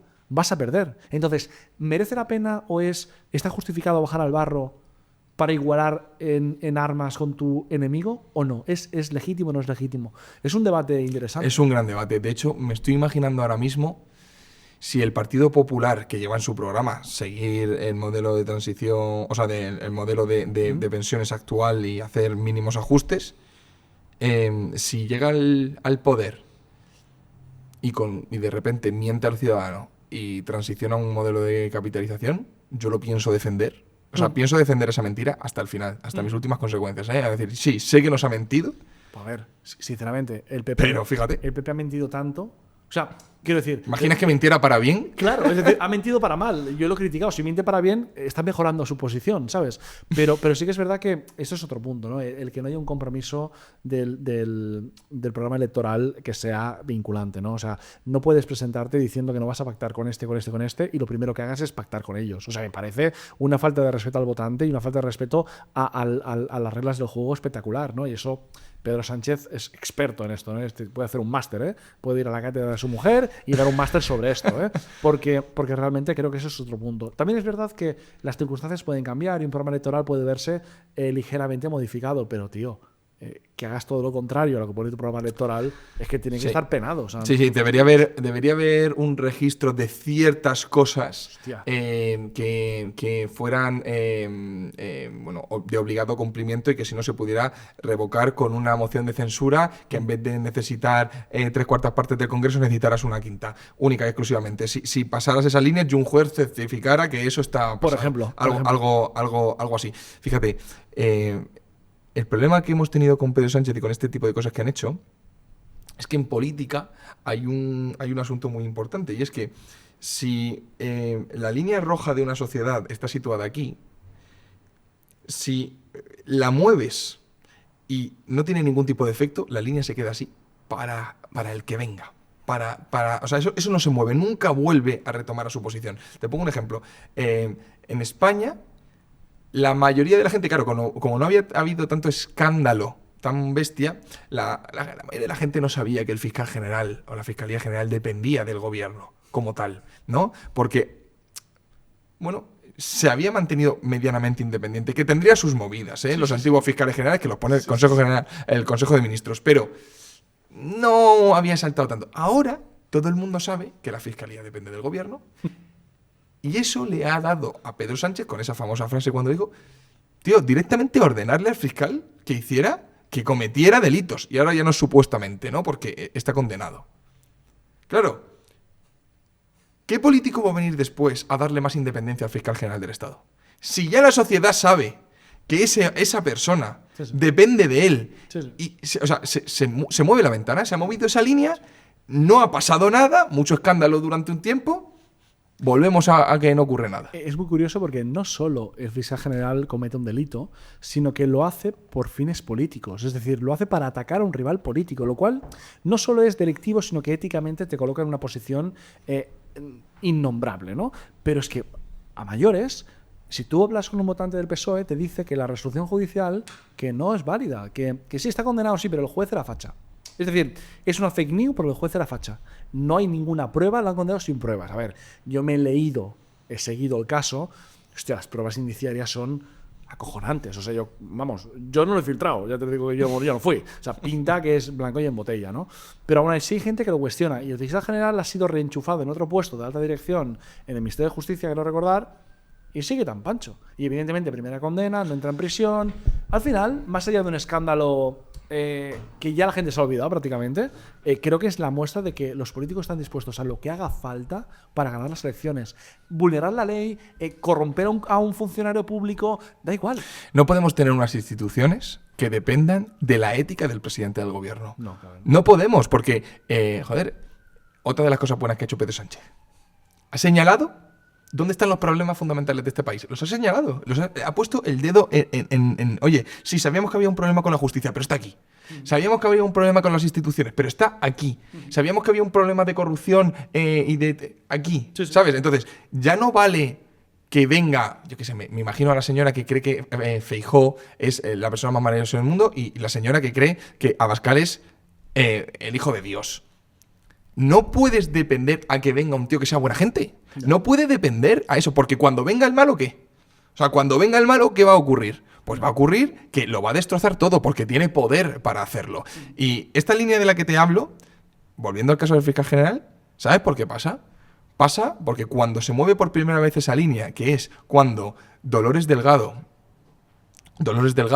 ministra de Justicia, pareja de Baltasar Garzón, un juez condenado por prevaricación, pasa de ser ministra de Justicia a fiscal general. O sea, una ministra del gobierno ahora es fiscal general. Una ministra de Sánchez fue fiscal general y no pasa nada. Totalmente imparcial. Claro, totalmente imparcial. No pasa nada, no hay un revuelo salvo 4 titulares. Se acaba de mover la línea. Sí. Ya está. Ya sabemos que ministros se pueden tocar. ¿Qué ha pasado? Que después a Escrivá, por ejemplo, ¿no? Ministro de Innovación y no sé qué, no sé cuánto, al Banco de España. Sí. Y así, ahora mismo se me ocurren esos, pero hay más ejemplos. Empieza a pasar. Y entonces, ¿qué pasa? Que ahora cuando llega el siguiente político, pero si esto, ¿ahora quién me va a dar a mí problema para meter yo en el Banco de España a un tío mío? ¿Qué problema va a haber en mover dentro de un año o dos a la ministra de no sé qué a tal sitio? ¿Qué problema hay? Es un problema de memoria. Mira, fíjate, hubo un apagón en España, un apagón full, todo apagado, sin luz, y no ha dimitido a nadie. O sea, tu única competencia, o sea, lo único que tienes que procurar es que haya luz en el país. Ese es tu trabajo, ¿vale? Y se va la luz en un país de primer mundo y nadie dimite. Y sale diciendo que ella sus 500.000 euros al año que no va a renunciar, que ya lo ha hecho todo bien. La red eléctrica, ¿no? Beatriz Corredor, Es que es una locura. exministra del PSOE, Es que es una de locura. Zapatero. Pero ya te digo, más allá que sea el PSOE del PP, porque para mí es lo mismo en este aspecto. Hay, como tú bien decías, el movimiento de la línea, ¿no? Van probando y van testando de que no pasa nada, no pasa nada. O sea, Justo. muevo esto, no pasa nada, no pasa nada, no pasa nada. A veces pasa algo, pero la gente se olvida. Entonces, claro, es que es muy barato. Es muy barato ser corrupto, es muy barato. No sé, yo en Cataluña lo he vivido con el caso Pujol. En el caso Pujol ha quedado acreditado que tenían millones y millones fuera del país. Y no ha pasado nada. O sea, a él no le ha pasado nada. No le ha pasado nada. El juicio empieza ahora. Pero Pero que está fatal de salud. Está mayor, Va a ¿no? pasar, como mucho entrarán sus hijos, alguno de sus hijos ha entrado allí. Sí, y tal. el mayor entró por el caso ITV.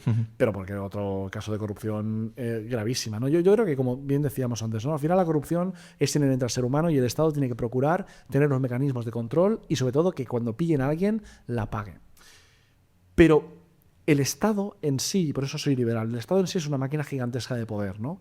Y yo creo que cuando mucho poder se aglutina en un único ente, aunque separen los poderes es un único ente, eso puede llevar a abusos. Entonces yo soy partidario de que el Estado sea más pequeño y tenga menos poder. ¿Por qué? Porque así el riesgo de corrupción y el riesgo de abuso se reduce. Sencillamente por eso. Y porque creo que mejor que tú, nadie sabe a qué dedicar el dinero. O sea, yo sé mis necesidades, y esto lo explicaba Milton Friedman muy bien, ¿no? En el libro de la libertad de elegir. Decía, mira, si yo tengo que comprarte un regalo a ti, ¿vale? Yo miro el precio porque lo pago yo, pero la utilidad me da igual porque lo usas tú. En cambio, si tú me vas a hacer un regalo a mí, el precio a mí me da igual, pero la utilidad me importa. Cuando yo me compro un regalo para mí, miro el precio y miro la utilidad, porque es para mí y yo lo pago, que es el sector privado. Porque el sector público es comprar un regalo para otro con el dinero de otro. No miro ni el precio ni miro la utilidad. Y por eso la asignación de recursos del sector público es más ineficiente que el sector privado, un tema de incentivos. Entonces, como veo eso, yo creo que el sector privado es mucho más eficiente a la hora de asignar. Y cuando me gasto pasta del sector público en gente que no va a trabajar, como no es mi dinero, me da igual. El supervisor dice, estos no vienen a trabajar nunca, pero da igual. Contratemos a más gente y no pasa nada. Cuando es alguien de mi empresa, pego un puñetazo en la mesa y digo, oye, o curras mañana o a la calle. ¿Por qué? Porque es mi dinero. Pero como el dinero público no es de nadie, parafraseando alguna crack del PSOE, pues hay una ineficiencia absoluta. Hay una cantidad de gente que no pega un palo al agua. O sea, ya no hablamos de las bajas, que lo de las bajas es una locura, pero ya hablamos de gente que no está de baja, pero que no va ni a su puesto de trabajo. Que no hay nadie currando. Que van al gimnasio, que van a comprar el pan tranquilamente y están teletrabajando, tío. Que es mentira. Entonces, yo abogo y hago un llamamiento a los funcionarios de bien que existen y que curran y que realmente aprecian su trabajo como funcionarios públicos, que señalen al funcionario que se columpia. Porque los propios funcionarios me lo reconocen, que hay compañeros suyos que lo pegan un palo al agua. Pues oye, cojamos a esos funcionarios que manchan el nombre de la función pública y señalémosles y no les permitamos que vivan la vida que viven. Evidentemente, estar ultra protegidos y no se les puede despedir, pues tampoco ayuda demasiado, ¿no? Cada día en España hay 1,4 millones de personas que no acuden a su puesto de trabajo. 128.000 millones de euros nos cuesta el absentismo laboral. Sí, sí. Antes lo comentábamos fuera de cámaras. El mayor problema de cualquier empresario con el que yo hablo, pero todos, bueno, de hecho ha sido lo primero que me has dicho. Sí, literal. Todos los empresarios, y cuando hablo de empresarios te estoy hablando de gente que ya tiene más de 2 trabajadores.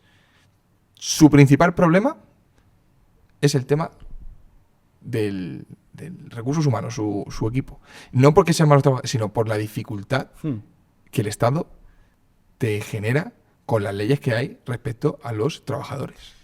Mira, esto es como todo. La legislación laboral está pensada para proteger al trabajador, porque históricamente ha habido muchos abusos y la ley se crea para dar una protección. Hasta aquí, todo bien. Pero ¿cuál es el problema? Que cuando tú regulas para proteger algo, está el listo. Y el listo lo que hace es, pues yo me aprovecho. Entonces, claro, ¿la legislación está mal?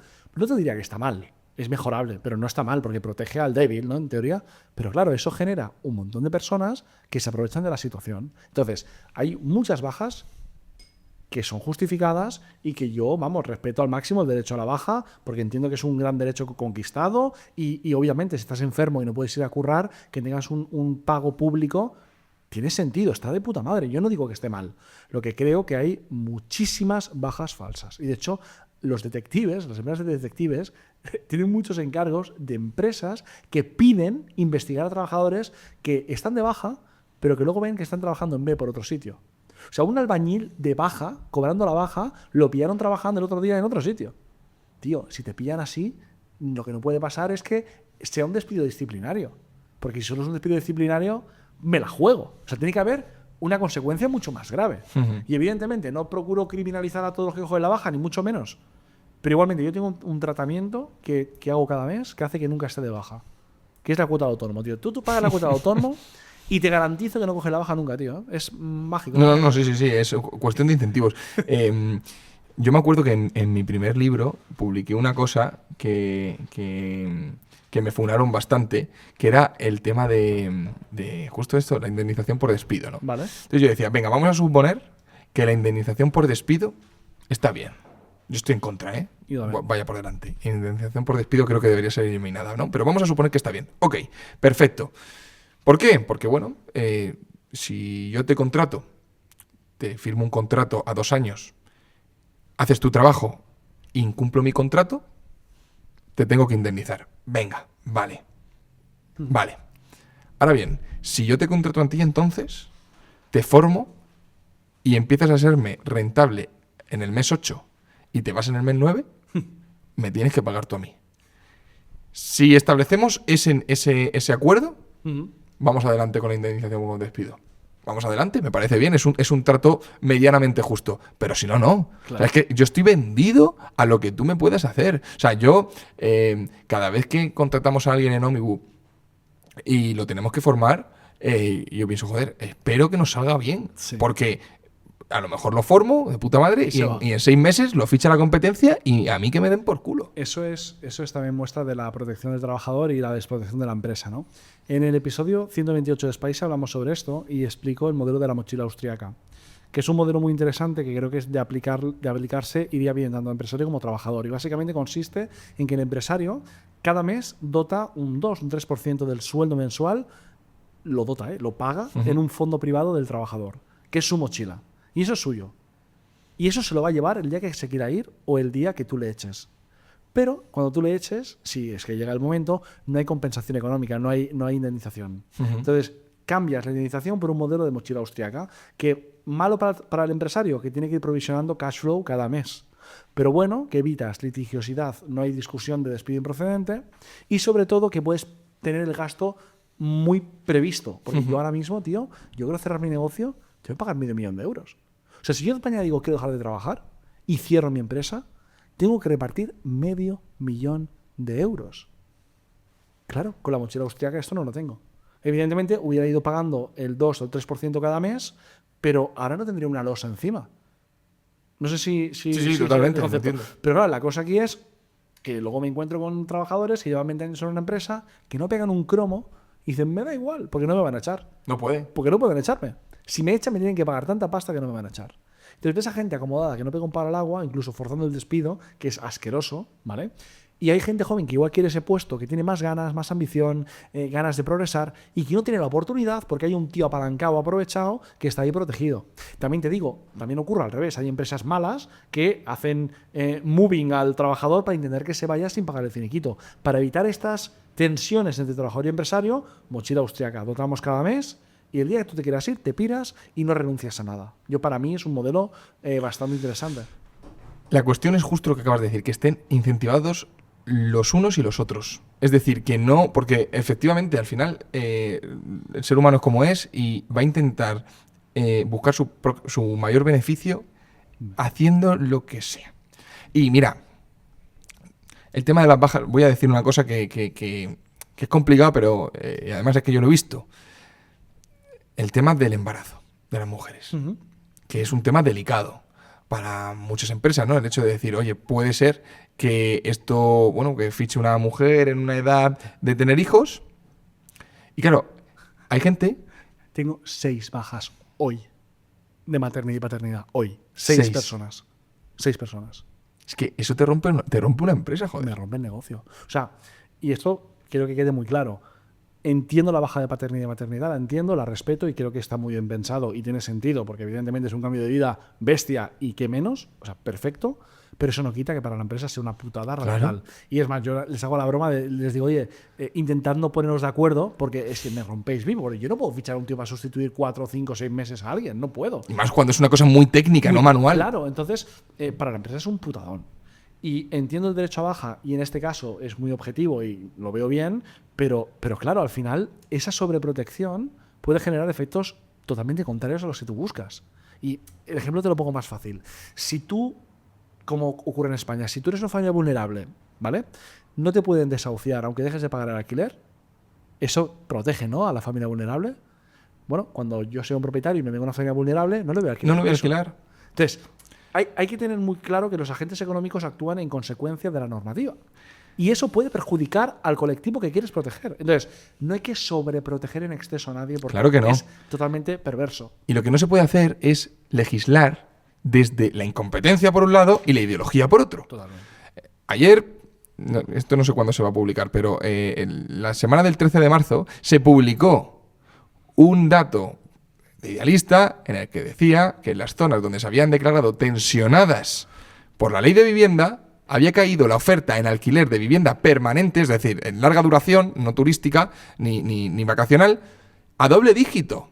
O sea, estamos hablando de 20, que si no recuerdo mal era un 26% en Pamplona, un 21% en Coruña. Quiero decir que acabáis jodiendo a la gente. Y efectivamente con el tema de las bajas por paternidad y maternidad, por supuesto que se entiende. Vamos a ver, te cambia la vida, vas a tener una persona, un bebé que va a depender de ti, que además hay más cosas, ¿no? El tema de la reducción de jornada, que te puedes acoger, etcétera. Pero, joder, entendiéndola, legisla intentando beneficiar a todos los actores implicados. Es que cuando pasa cualquier historia de estas, tú ves y dices, está el político de turno, el sindicato de los cojones, sí. Y luego está la patronal, que no sabe muy bien de qué lado está muchas veces, ¿no? Porque es tremendo lo de la COE en España, bueno, eso y no te quiero ni contar las asociaciones de autónomos, ¿no? Entonces dices, oye, es que es un discurso belicista para las empresas tremendo, y que sí, que yo entiendo que se tenga que ir de baja y yo entiendo que tenga que desaparecer de la empresa 6 meses, pero explícame, ¿qué coño hago yo? Sí, sí.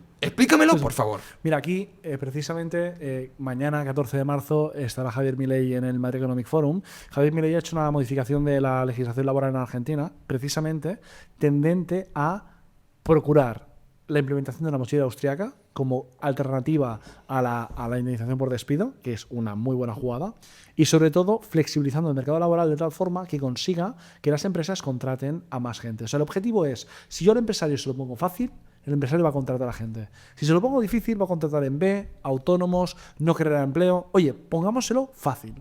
Y yo esto no me canso de decirlo, al empresario no le gusta despedir. Si yo cada persona que tengo en mi equipo me da dinero. O sea, yo cuando tengo una persona contratada, que soy un malvado empresario, lo hago por egoísmo. Soy egoísta. Entonces, cada persona me da dinero a mí. Tengo un beneficio, la plusvalía, si eres Karl Marx, la plusvalía. ¿Vale? Si yo despido, pierdo ese margen. Yo solo despido si tengo una persona que no rinde, que no cumple las instrucciones, conflictiva. Si no, yo no despido. A mí despedir no me gusta. Entonces, no pongas barreras al despido. Al contrario, si tú me facilitas el despido, me estás facilitando y mucho la contratación. Porque mi riesgo de contratación disminuye de forma significativa. Entonces, correcto. Contrataré a más gente. ¿Esto a quién beneficia? A todo el mundo. ¿A quién perjudica? A los vagos. Porque el vago es el que dice, no, yo quiero una cobertura y una seguridad, quiero una barrera de entrada para los nuevos. Yo quiero una indemnización por despido monstruosa. ¿Por qué? Porque así me puedo tocar lo que no suena y no me puedes echar. O sea, la indemnización solo ayuda a los vagos. Es verdad que hay una excepción y es un caso un poco, y aparte lo conozco de cerca, cuando una persona tiene 55 años, ¿vale? Que está en un sector que está innovando. Si esa persona no ha sido capaz de formarse y convertirse en una persona más productiva, si no hay esta indemnización, tienes el riesgo de que haya muchos despidos de la franja de edad entre 55 y 60 años. Y esta gente tiene un problema luego para reintroducirse en el mercado laboral. Entonces, en parte puedo entender que el mecanismo va a proteger a ese cierto perfil. Pero escucha, la banca, que tenía banqueros, dinosaurios de 58 años que no pegaban un cromo y la gente joven era mucho más productiva. ¿Qué hizo? La banca hizo programas de prejubilación. Entonces, hay mecanismos alternativos que te permiten que nadie se enquiste en un puesto de trabajo y a la vez dar entrada a nuevas generaciones para poder trabajar. Pero claro, evidentemente, si el mecanismo que yo estoy proponiendo perjudica a muy pocos y beneficia a muchísimos, creo que tiene sentido el plantearlo, ¿no? Las prejubilaciones de este país que han hecho empresas muy grandes como Telefónica, como el Banco Santander, cosas así, una morterada de dinero. Sí. O sea, gente que ahí sí que hizo el aguinaldo, pero bien. Pero fíjate, con este tema de la rigidez del sistema laboral, además, al que estás jodiendo, como siempre, ¿Al joven? es al joven. Sí, claro. Al joven y a la empresa pequeña. Sí. Porque, ojo, una empresa del IBEX Le da igual. le da igual. O sea, es decir, si te quiere echar, te echa y a tomar por culo. No, Sí. no se va a calentar Sí. mucho. Pero a la pyme con 5 o 6 trabajadores, de verdad, le haces un roto. La matas. Pero un roto. Y dice, oye, que no quebrará. Vale, no quebrará, pero da igual. O sea, quiero decir, no va a crecer. O sea, uno de los grandes problemas que tenemos en este país es el hecho de la cantidad de empresas pequeñas que hay. Sí. O sea, nosotros deberíamos aupar. Mira que ser emprendedor, autónomo, es bueno, ¿no? Pero hay que tender a que crezcan las empresas, que en España no hay ni 6.000 grandes empresas, ni 6.000 de las 3 millones que hay. Mira, las empresas en España, en lugar de ayudarlas a crecer, las someten a regulaciones excesivas. Tenemos que, o sea, cualquier pyme tiene que estar pendiente, y muchas incumplen de forma absoluta, pero riesgos laborales, protección de datos, cumplimiento normativo, igualdad, entre otras sectoriales, ¿no? Hostia, solo con esto, una pequeña empresa ya tiene que tener proveedores de distintos ámbitos que son un gasto de su cuenta de resultados y que no le reportan ningún beneficio.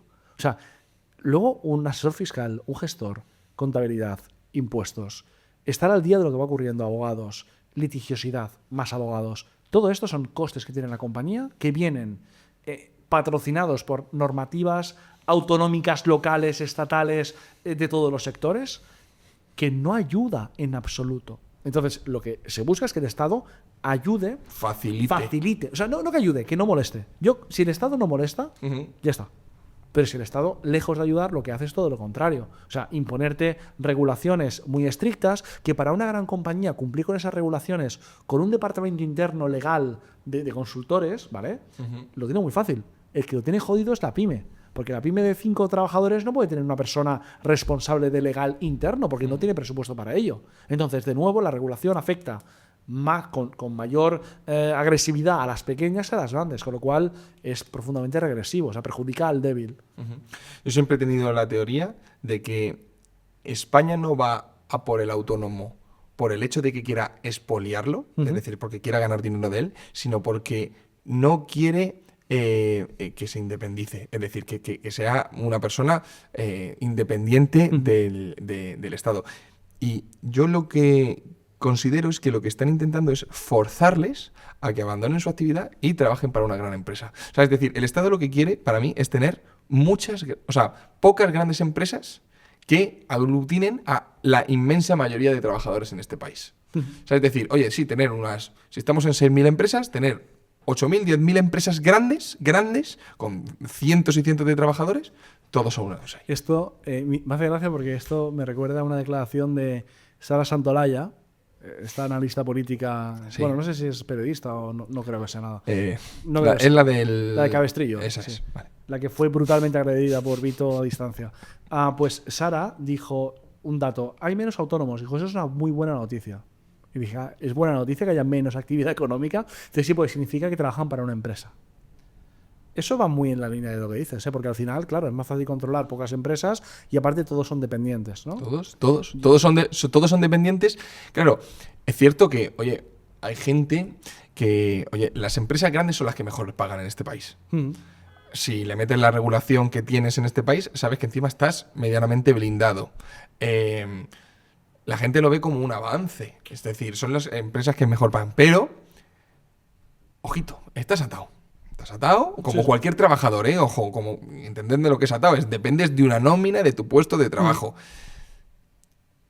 ¿Y cuánto puedes crecer en una empresa? Oye, pues si eres un crack y haces carrera en la empresa, pues sí, a lo mejor llegas a directivo dentro de 20, 30 años, pero el crecimiento salarial es el que es, o sea, no vas a poder, es lo que era la clase media antes, no vas a poder nunca crecer siendo independiente o poder irte o poder, oye, jamás vas a poder discrepar de ciertas cosas porque un toque de atención te lo van a callar, es decir, es así, y yo lo sé, porque, oye, mi grado de libertad a la hora de poder hacer lo que hago, cuando yo estaba trabajando por cuenta ajena para empresas grandes del IBEX, a la que tengo ahora, no hay punto de comparación, es la verdad. Hasta odio con H. Hasta odio con H. Ahora con odio con H se acabó. Se acabó ya. Todo lo que digas podrá ser utilizado en tu contra. O sea que... Marc, para ir terminando, me gustaría que tratáramos un tema que es ahí en Cataluña con el fenómeno de Sílvia Orriols. Vale. ¿Cómo estás viendo a esta mujer, lo que está haciendo, lo que está diciendo tú como catalán ahí? Pues Sílvia Orriols es una máquina comunicativa. O sea, me parece que es la mejor comunicadora en Cataluña con mucha diferencia. Y además, como son tan malos los otros, es que se lo ponen en bandeja. O sea, es decir, Sílvia Orriols está chutando unos penaltis muy bien tirados, pero es que se lo ponen muy fácil, ¿no? Partiendo de Salvador Illa, que es poco más que un incompetente, en mi opinión, respetando su integridad humana, pero es una persona poco competente, y pasando por el resto de miembros de la Generalitat, ¿no? Que me parece gente poco preparada y en general que están haciendo políticas que no se entienden, ¿no? Entonces, ¿qué ha pasado en Cataluña? En Cataluña lo que ha ocurrido, no es que los catalanes seamos unos racistas, ni mucho menos, lo que ha ocurrido es que durante últimos años ha llegado mucha población inmigrante, que todas las ayudas públicas o gran parte de las mismas han ido destinadas a población inmigrante. Además hay un choque cultural porque esta inmigración proviene de países islámicos y pues ha habido pues atentados terroristas en Cataluña, lo que ocurre en las Ramblas, hay mezquitas que se está impartiendo la Sharia y bueno, hay cierta conflictividad social, ¿no? Entonces pues la gente está muy crispada por la falta de seguridad, está muy crispada porque siente que el Estado o su comunidad autónoma que tiene que protegerles no lo hace. Y toda esa crispación se ha canalizado a través de Sílvia Orriols, que es una alcaldesa batllesa, según en catalán, de Ripoll, que además es una localidad pues muy, muy afectada por la inmigración, y es una persona que tiene sus creencias, es católica, y habla con mucha claridad y de una forma sin tapujos. O sea, es una máquina explicando las cosas. ¿Qué ocurre? Que tiene una parte que sí que es un poco controvertida, que es profundamente independentista. Pero independentista no como Puigdemont, que declaró la independencia y se fugó en un maletero. No. Independentista que la veo capaz de cumplir lo que promete. O sea, yo creo que ella se lo cree y creo que ella está convencida de lo que dice. Es muy catalanista. Pero el discurso de protección, de primero los de casa, de primero vamos a proteger nuestras instituciones, nuestra cultura, este eurocentrismo que predica, ¿no? O catalanocentrismo, ¿no? Porque es muy de Cataluña ante todo. Creo que ha conquistado a mucha gente. Las encuestas le están dando más de 20 escaños en la Generalitat, que es una posición muy fuerte y algunos dicen que incluso más. Pero es que lo curioso es que tengo amigos que no son independentistas que también la quieren votar. Porque dicen, no creo en la independencia de Cataluña, pero todo lo que dice esta señora me cuadra. Entonces es un fenómeno que está rompiendo los esquemas. De hecho, Junts tiene un problema. Tiene un problema porque toda la derecha independentista se va con Sílvia Orriols, sin duda. Correcto, porque con Vox tiene esa cuestión nacional, claro. Pero con Junts, después de después de estar apoyando, para empezar, sosteniendo vivo a un partido de izquierdas, el otro ahí fugado, tiene un grave problema porque yo es cierto que cuando veo desde fuera, ¿no?, a Sílvia Orriols, y teniendo en cuenta que además no entiendo prácticamente nada de lo que dice y tengo que verlo traducido, que a ella entiendo que le da igual, o sea, pero claro, es que de verdad no puedo, si no está traducido no me entero, porque encima habla rápido. No, habla rápido y habla un catalán muy cerrado y además no quiere hablar el idioma del país invasor. Sí, bueno, pero literal, claro, es que ahí literal. Es que ahí yo discrepo un poco. Ahí es donde iba, Bastante. porque lo que sí que le veo es que, tío, le tiene un asco profundo al español. O sea, es decir, yo creo que Sílvia Orriols le da tanto asco al español como al magrebí, O sea, no le veo mucha diferencia, Y la diferencia que le puedo ver es en cuestión religiosa, porque tiene unos valores tradicionales católicos como ella, pero pero hasta ahí, ¿eh? Yo te cuento mi experiencia, ¿vale? Mi profesor de historia era independentista, ¿vale? Con lo cual yo salí de la ESO pensando que el Imperio Español invadió Cataluña y nos sometió a un régimen autoritario y nos prohibió el catalán y no sé qué historias, ¿no? Entonces, claro, ella vive en un relato histórico que la historia, como todo el mundo te dirá, es interpretable y cada uno tiene su versión, ¿no? Pero ella parte de la base de que es un territorio invadido, o sea, que llegaron unos tíos que hablaban español y nos invadieron y es un pueblo oprimido. Claro, a mí si me preguntas, tú como catalán, como Urgell, de apellido catalán, castizo, ¿te has sentido oprimido alguna vez en tu tierra? La respuesta es que no, no me he sentido oprimido. Y es más, cuando dicen que España nos roba, tal cual, al final obedece al régimen de financiación de las comunidades autónomas. O sea, si Cataluña fuera independiente, Lleida robaría a Barcelona. Es decir, es un tema de reparto de recursos. Luego, puede ser cuestionable si se reinvierte más en Madrid por el efecto de capitalidad, o en Cataluña hay déficit de inversión, o se está beneficiando Murcia.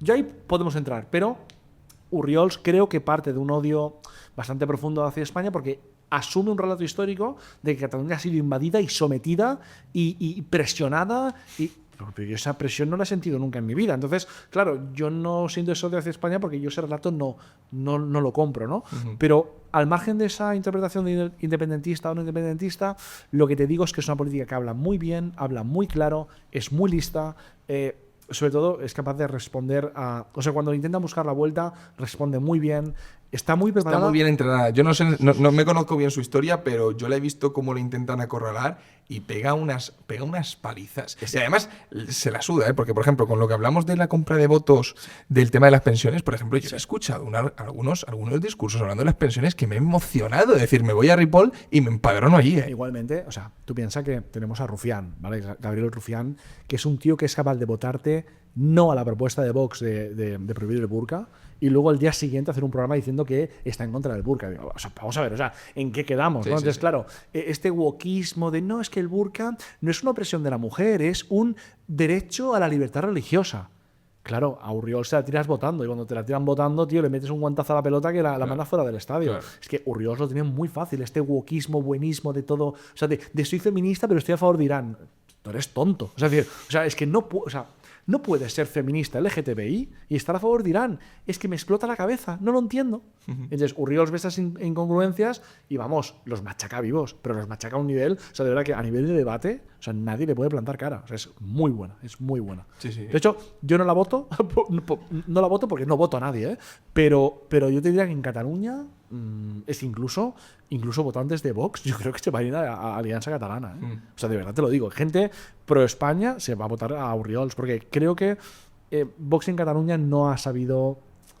Es muy difícil, Vox en Cataluña es muy complicado. Igual que el PP, ¿eh? Es muy complicado que... Aquí estuvo, de hecho aquí el primer entrevistado fue Alejandro Fernández. ¿Sí? Y a mí Alejandro Fernández me parece un tío muy bueno, de lo mejorcito que tiene el PP. Muy difícil, ¿no? Pero de lo mejorcito que tiene. Y además el Partido Popular en Cataluña tiene un papelón ahí. Solo hay una figura, que es García Albiol, en Badalona. Sí, pero porque es un político local. Es un crack. Es un político local y es un político que se ha hecho una marca personal fuerte, ¿sabes? Y ahí aglutina a la derecha y aglutina a un poco también al orden. Es un perfil, pero yo hablo gran líder catalán. Como partido, ¿no? Como partido, o sea, claro, porque Albiol no es del PP, es Albiol, no es sé. de Badalona y lo conoce todo el mundo. No sé por ni eso. quién es ese candidato del PP en Cataluña. ¿Quién es? Alejandro Fernández. Alejandro Fernández. Claro, es el que te digo, ¿no? Que es un tío muy bueno, habla muy bien, pero claro, es que la política catalana es muy compleja. Y Es tanto. muy, muy compleja. Y una pregunta que yo te hago a ti como catalán, que es, tío, ¿hasta qué punto, o sea, ¿cuándo se va a acabar el hecho del caos nacionalista en Cataluña? O sea, no digo que vaya a desaparecer el nacionalismo, ¿no? Lo que sí que digo es, oye, Barcelona ha llegado a ser desbancada por otra comunidad autónoma, ¿no? Al ver cómo se está degradando sus principales ciudades, Sí. al ver cómo el empobrecimiento está generando... Y claro, yo como catalán, o sea, si fuera catalán, yo me preguntaría, oye, ¿cómo es posible que un partido como Esquerra y un partido como Junts, o sea, dos partidos totalmente diferentes ideológicamente, puedan estar alineados en muchas cosas, o en casi todas a nivel nacional, porque les una el independentismo? O sea, porque, por ejemplo, en el País Vasco, entre Bildu y el PNV, pasa y no pasa. O sea, sí que son rivales, pero es que me da la sensación de que, joder, el nacionalismo lo aúna todo. El odio común funciona bastante bien. De hecho, en Barcelona ganó las elecciones Trías. No sé si Sí, estás al corriente. quién es. De hecho, un buen amigo mío fue su jefe de gabinete, Sí. Ventura, Adrià Ventura, y ganó Trías y se aliaron PP con Junts, con Esquerra Republicana, con todos, Sí. para desbancarlo y ganó Collboni, ¿no? Después Sí, de- sí. Creo que PSOE. el odio común a un común denominador une mucho. Entonces, aunque seas de izquierdas y derechas, si el enemigo común es muy fuerte, consigues unir cosas que no podrían estar unidas de ninguna forma. Y creo que es lo que pasa en Cataluña. Mira, el independentismo en Cataluña ha sido un 10% históricamente. Había un 10% de población que preferiría una Cataluña independiente a una Cataluña integrada en España. Y yo lo respeto profundamente. Perfectamente, O sea, yo también. cada uno tiene sus opiniones y su planteamiento. Y ojo, una Cataluña independiente podría funcionar muy bien. O no. Pero podría funcionar muy bien. O no. ¿Vale? Yo respeto muchísimo el nacionalismo. Es más, yo me siento catalán y orgulloso de ser catalán. Y me encanta Cataluña, me encanta su gente, me encantan sus tradiciones. Y bailaba sardanas de pequeño y todo de puta madre, ¿vale? Pero yo creo que en el momento que tú le das más importancia a una bandera que a que la gente viva bien, en ese momento pierdes tu foco. Cuando pierdes tu foco, si estás pendiente de convencer a un comisario de la Unión Europea que diga algo de que Cataluña puede ser independiente, en lugar de centrarte en ayudar a tu población que tenga más recursos económicos, que tenga mejores infraestructuras y que tenga mejor seguridad, lo que tienes es muchos políticos y mucho tiempo dedicado a la bandera y poco a lo que realmente importa. ¿Qué ocurre? Después de todo el procés y toda la parafernalia, que era una huida hacia adelante porque no saben qué hacer, nos hemos encontrado con una década perdida en todo lo que realmente importa y tampoco has conseguido nada porque la independencia no has conseguido. Con lo cual, ha sido, bajo mi punto de vista, una gran estafa que ha servido para ocultar corrupción política en Cataluña.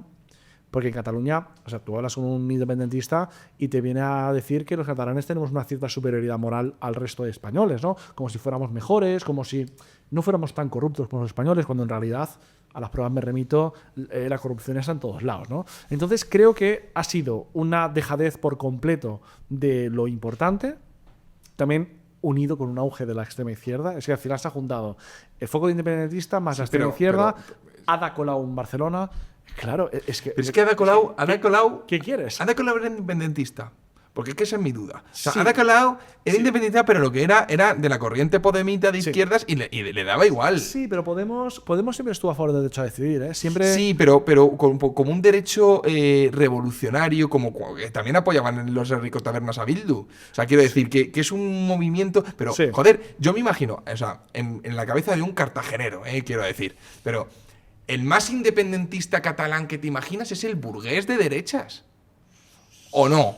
O sea, o eso, quiero decir, el burgués de derechas clasista que me dices de superioridad moral es el catalán adinerado que vive desde un complejo de superioridad. Que también habrá luego los más radicales, porque ¿cómo se llaman? Los de la CUP, ¿no? Los de la CUP que son así como al revés, Podemos el otro de punto, el Cataluña. Podemos independentista y tal. Y digo, joder, que es que el burgués catalán filorracista con casa en la SEU de puta madre y el de la CUP están votando lo mismo, coño, por el nacionalismo. Entonces, digo, no me encaja, joder. Sí. Bueno, yo creo que es un doble eje, ¿no? Está el eje izquierda-derecha y está el eje independencia y no independencia. Y el eje independentista, que es muy emocional, une mucho y separa mucho a la vez, ¿no? Entonces creo que por esa razón el independentismo en la época de Artur Mas cogió muchísima fuerza y sobre todo por el enemigo en común, porque si todo va mal, Claro, pero la culpa no es tuya, sino es de un ente extranjero que es España y que nos roba, pues es muy fácil, primero, proteger tu gestión. No, es que tú ganas una mierda de sueldo no por mi culpa, sino por culpa de España.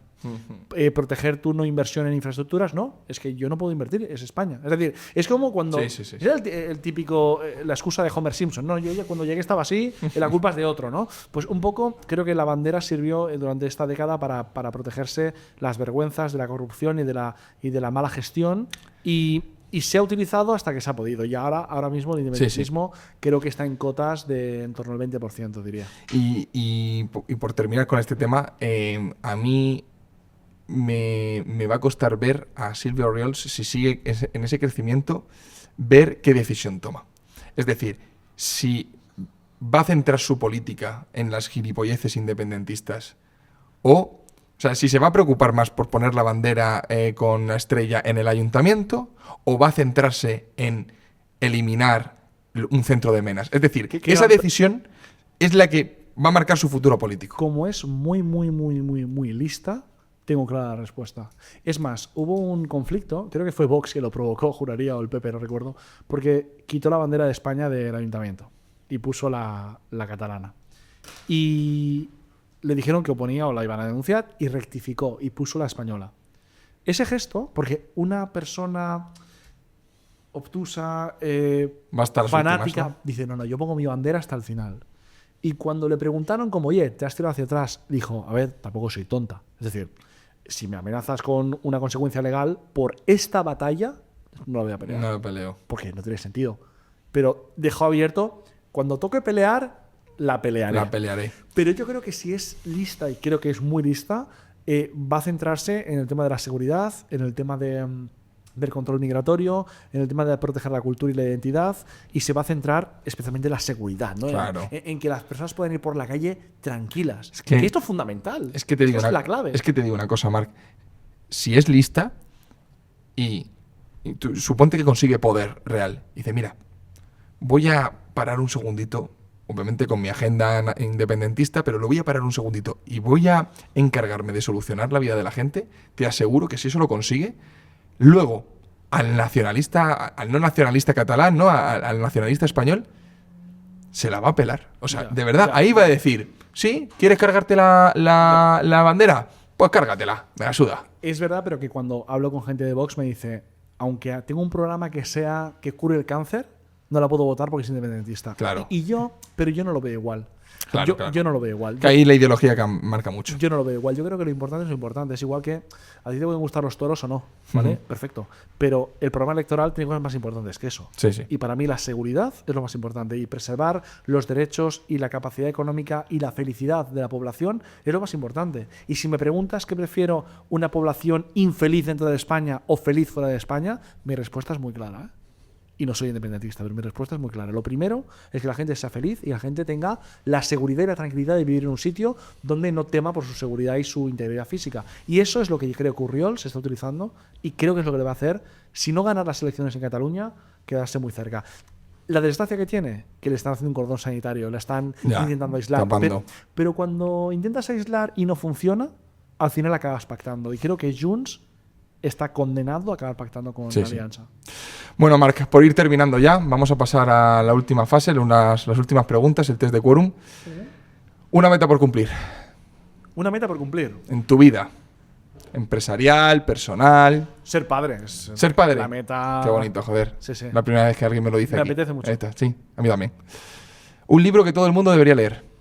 La libertad de elegir. Milton Friedman. ¿Vives de alquiler o eres propietario?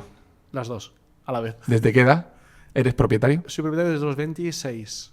Muy bien, ¿tienes casa allí, en Andorra? Compré un piso en Andorra y una casa en Barcelona. Guay. ¿Crees en Dios? ¿Eres creyente?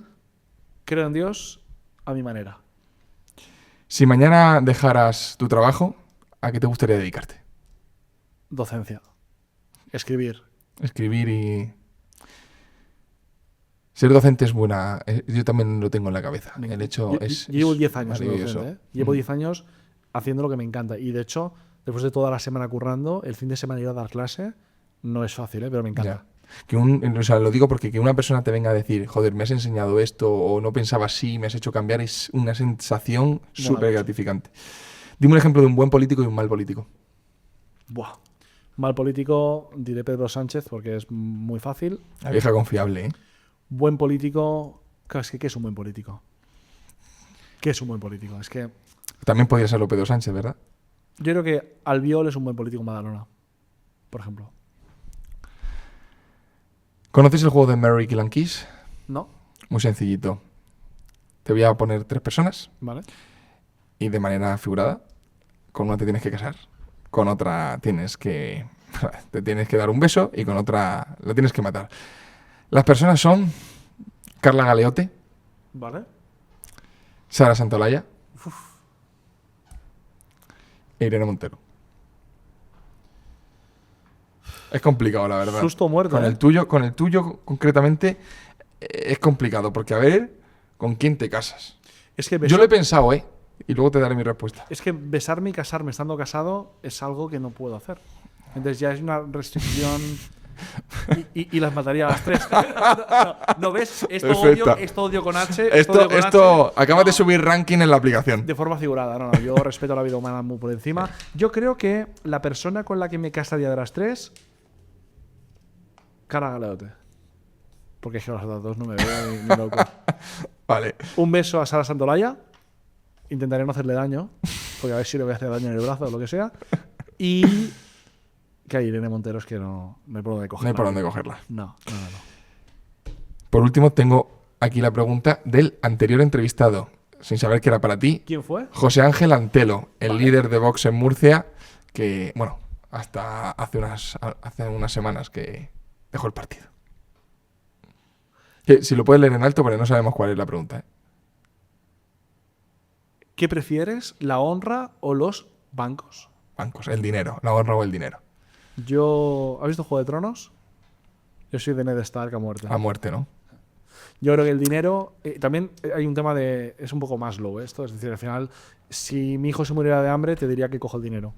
Pero en mi posición actual, la honra es fundamental. O sea, creo que es lo más importante. La respuesta me la imaginaba. Creo que la audiencia le dará más importancia a quién ha preguntado eso y por qué. Por último, Marc, y acabamos, te pido por favor una pregunta para el siguiente entrevistado y un pronóstico de algo que creas que va a suceder en el año 2026. Vale. El siguiente entrevistado no se sabe quién es, ¿no? No sabes quién es. Así que puedes portarte... ¿Tú sabes lo que hizo Víctor aquí? Sí, lo sé. Lo viste, ¿no? Y sé quién abrió la pregunta. Tío, después. es que se pasó mucho. Yo se lo dije después, digo, tío, cabrón, Víctor. Se pasó. O sea, es que si eres Marc el que va después, pues bueno. Fue Hermenegildo, ¿no? Fue Hermene, tío. Es que fue Hermene. Yo encima, yo no lo conocía todavía, ¿sabes? Ahora sí. Qué mal lo pasé, macho. Vale. Vale, ya tienes la pregunta. Pregunta y pronóstico. Y pronóstico. ¿Para cuándo? 2026. ¿Y cuándo la vas a contar? No lo sé. Pero es un pronóstico... O sea, el 31 de diciembre de este año estarías fuera de plazo. Y os pintaré la cara a todos los que os equivoquéis, ¿eh? ¿Vale? Te la estoy leyendo desde aquí. ¿Tú crees? Sí.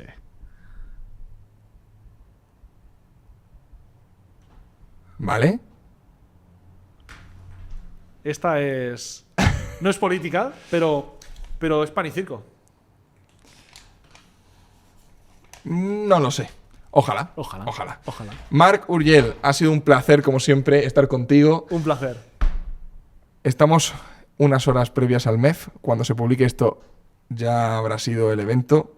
Y desde aquí decirte que te agradezco muchísimo que le echéis los cojones que le echáis, Víctor y tú, para sacar esto adelante, porque gente como yo os lo agradece y lo necesita, tío, ver ese apoyo de vuestra parte. Y seguro, vamos, estoy frito porque llegue mañana para ir. Y nosotros agradecemos el apoyo de los pocos valientes cada vez más, que se pueden apoyar el evento de forma pública, porque efectivamente, como decía, las empresas tienen miedo, pero creo que el miedo, como decía Podemos, el miedo tiene que cambiar de bando. Pues ahora lo digo yo. Muchas gracias, Marc. Muchas gracias de verdad. Y a todos vosotros, gracias. Espero que hayáis disfrutado el programa y nos vemos el domingo que viene.